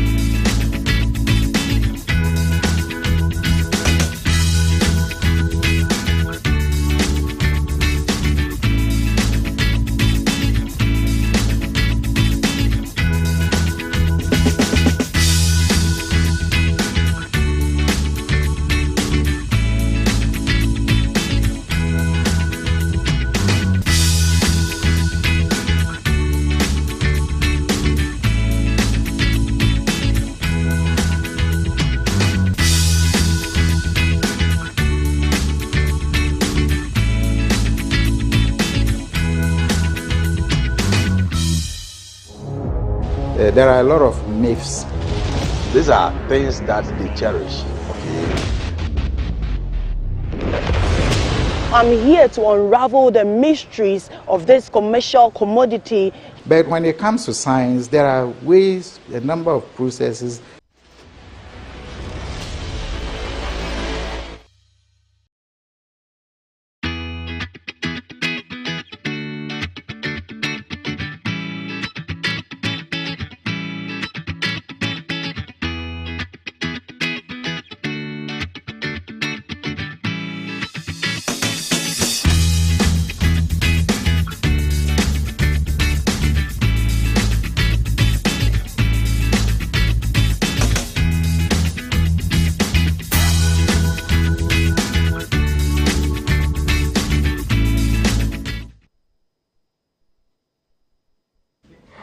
Hi guys, and so I said we're going to be talking about the entertainment industry when we come back, and we are going to be talking to a songwriter, an unsigned recording artist, a music video director who believes in creativity with positivity.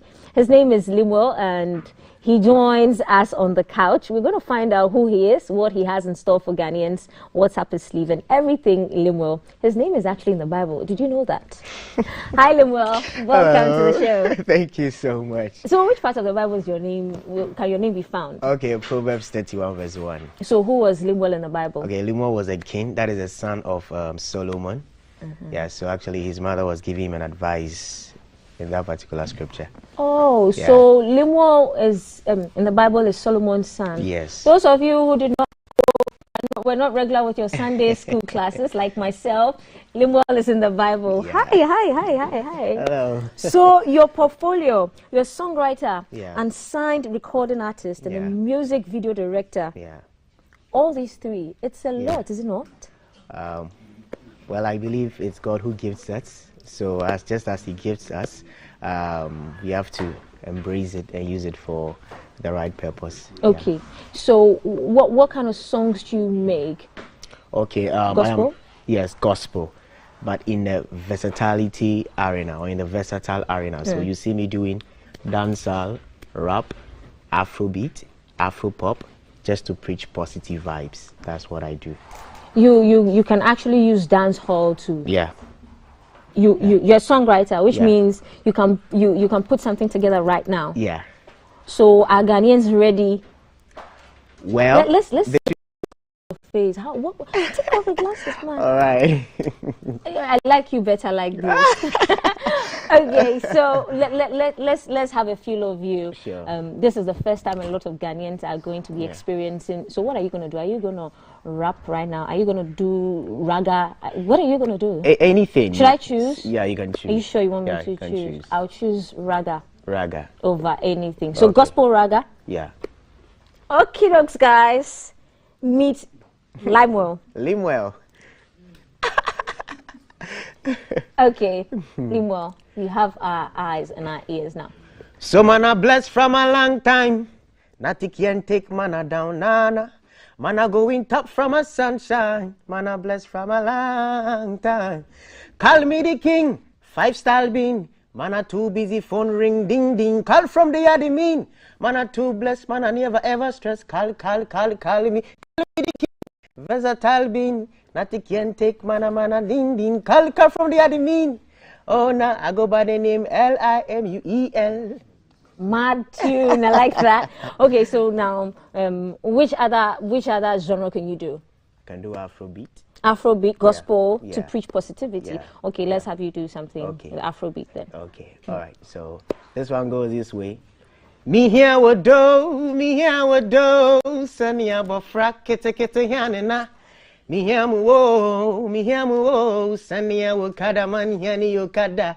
Obi so mi mo na, obi so mi mo, so nini po. Treme wado, what the mama is a flower, see Mr. Mama is a flower, see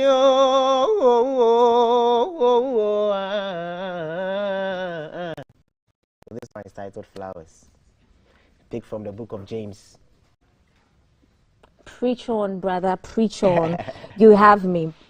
All right, so this song is called Flowers. I picked it from the book of James. Okay. That was when James was admonishing the people that it's not just about preaching to win souls, or when you win the soul, you need to care for them. You need to help people. So lately, you see people, we preach all right, but then someone needs help. It's difficult for the person to get help. It's difficult for the person to get connected. So James saw that this thing is really eating some part of the church away. So he said, okay, all these elements are good, but let us add this part of the element to make sure that whilst you are preaching to me, you are also helping me when I need help. So this song is saying, help me, I grow to become beautiful like a flower. Okay. It says here that you are an unsigned recording artist. Yeah. If anybody who's watching us right now heard you, would be like, wow. Thank you. So does it mean that there are not many recording labels around, or it's just not receptive to the gospel music industry? Why are you still unsigned, and why? Why are you unsigned? Many have approached me, but you know, in as much as we all need help, but you don't need to rush into anything. There are some times that when you read a contract that is being put before you, you wouldn't like to box yourself up into anything that later is gonna take you way off the main mission. So actually many have approached me, but I'm just praying for God to direct me on the right one. Nice. So we're going to take a break on your song. It's titled Stronger. Guys, Stronger is coming up on your screens now. Stronger.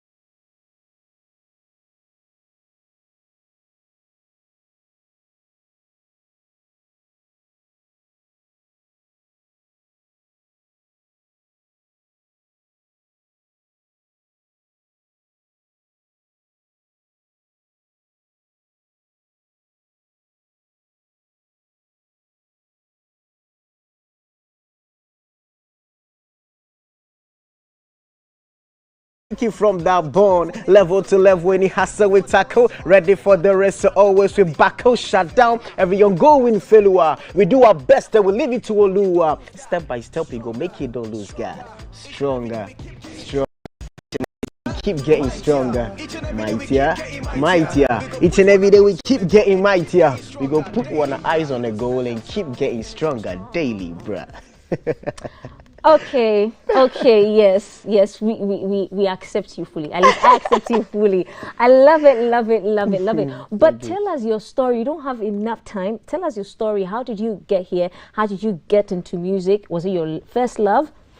Okay, so I started doing music way back from school, way back in school from primary. School is where? Okay, so my junior high school, way back, that is Prince Academy.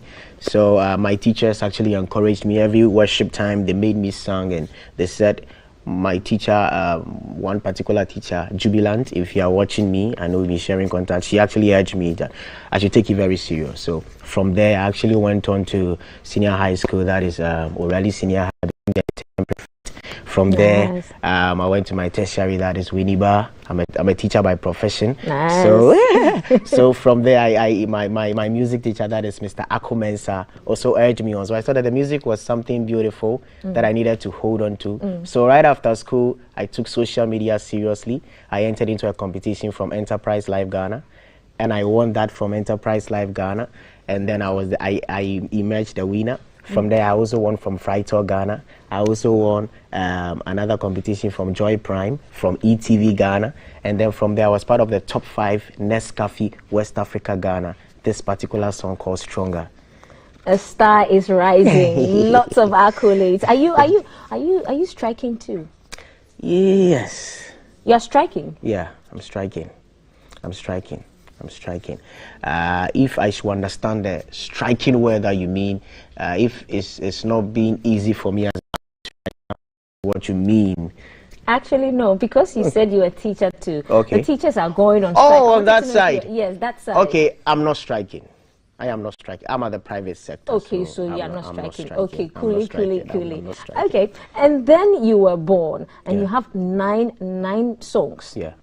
Wow, all singles? Yeah, is it on singles. An album? Is it an EP? No, all are singles. I like dropping singles to always engage my followers more, because of I'm still rising. So sometimes when I drop the EP, I see from my own perspective that when I drop the EP or album now, it's gonna bring a long gap between me and my followers, and they will not be getting anything. So I love producing singles. Okay. Yeah. But how do your students gel with you? How do they interact? Oh yeah, it's an inspiration. So when they see their teacher on television, come on, obviously idea by force.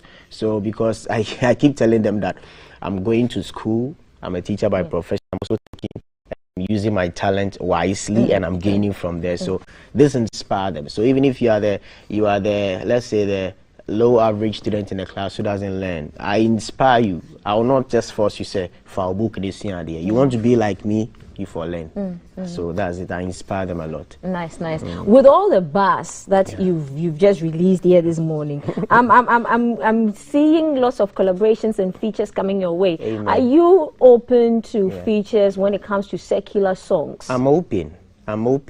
When it comes to secular songs, depending on the lyrics, I'm very much particular when it comes to lyrics and message, because people's lives are being shaped by what I sing. So if your life is not being shaped by what I'm singing, then I've not really delivered any message to you. So gospel music can be inspirational, motivational. If I'm not talking about God, I'm inspiring you to do something great. So this song, Stronger, I'm not talking about God, but I'm inspiring you to wake up in the morning to make something big for yourself.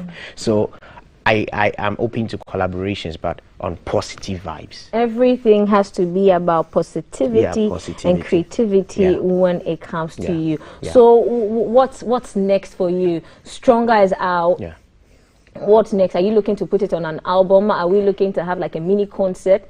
Okay, I've been planning of a concert though, but it's still in the pipeline. But for now, I'm just releasing. So after this Stronger, I have a next song that is titled Dream. Dream? Yeah, Dream is a song that is talking about, you know, when you have a dream, nobody really understands that dream. It's in your head, it's very big. Like Joseph had a dream, but how he was able to bring it out, nobody really understood that until the brothers have to put him in a pit before it came out. So dream. So I have this big dream that is bigger than my whole blessed family. That's a part of the lyrics. Oh, you got me there. I was about to tell you to do the chorus of Dream, but so we still don't know. So he says, see, I got a dream that's bigger than my whole God bless family. So I give it my best shot from this time till eternity. See, I got my focus, I am my own boss, oh nana. See, I got my focus, I am my own boss, oh nana. Aye. So I got to work. See, no time to waste, and man got to work.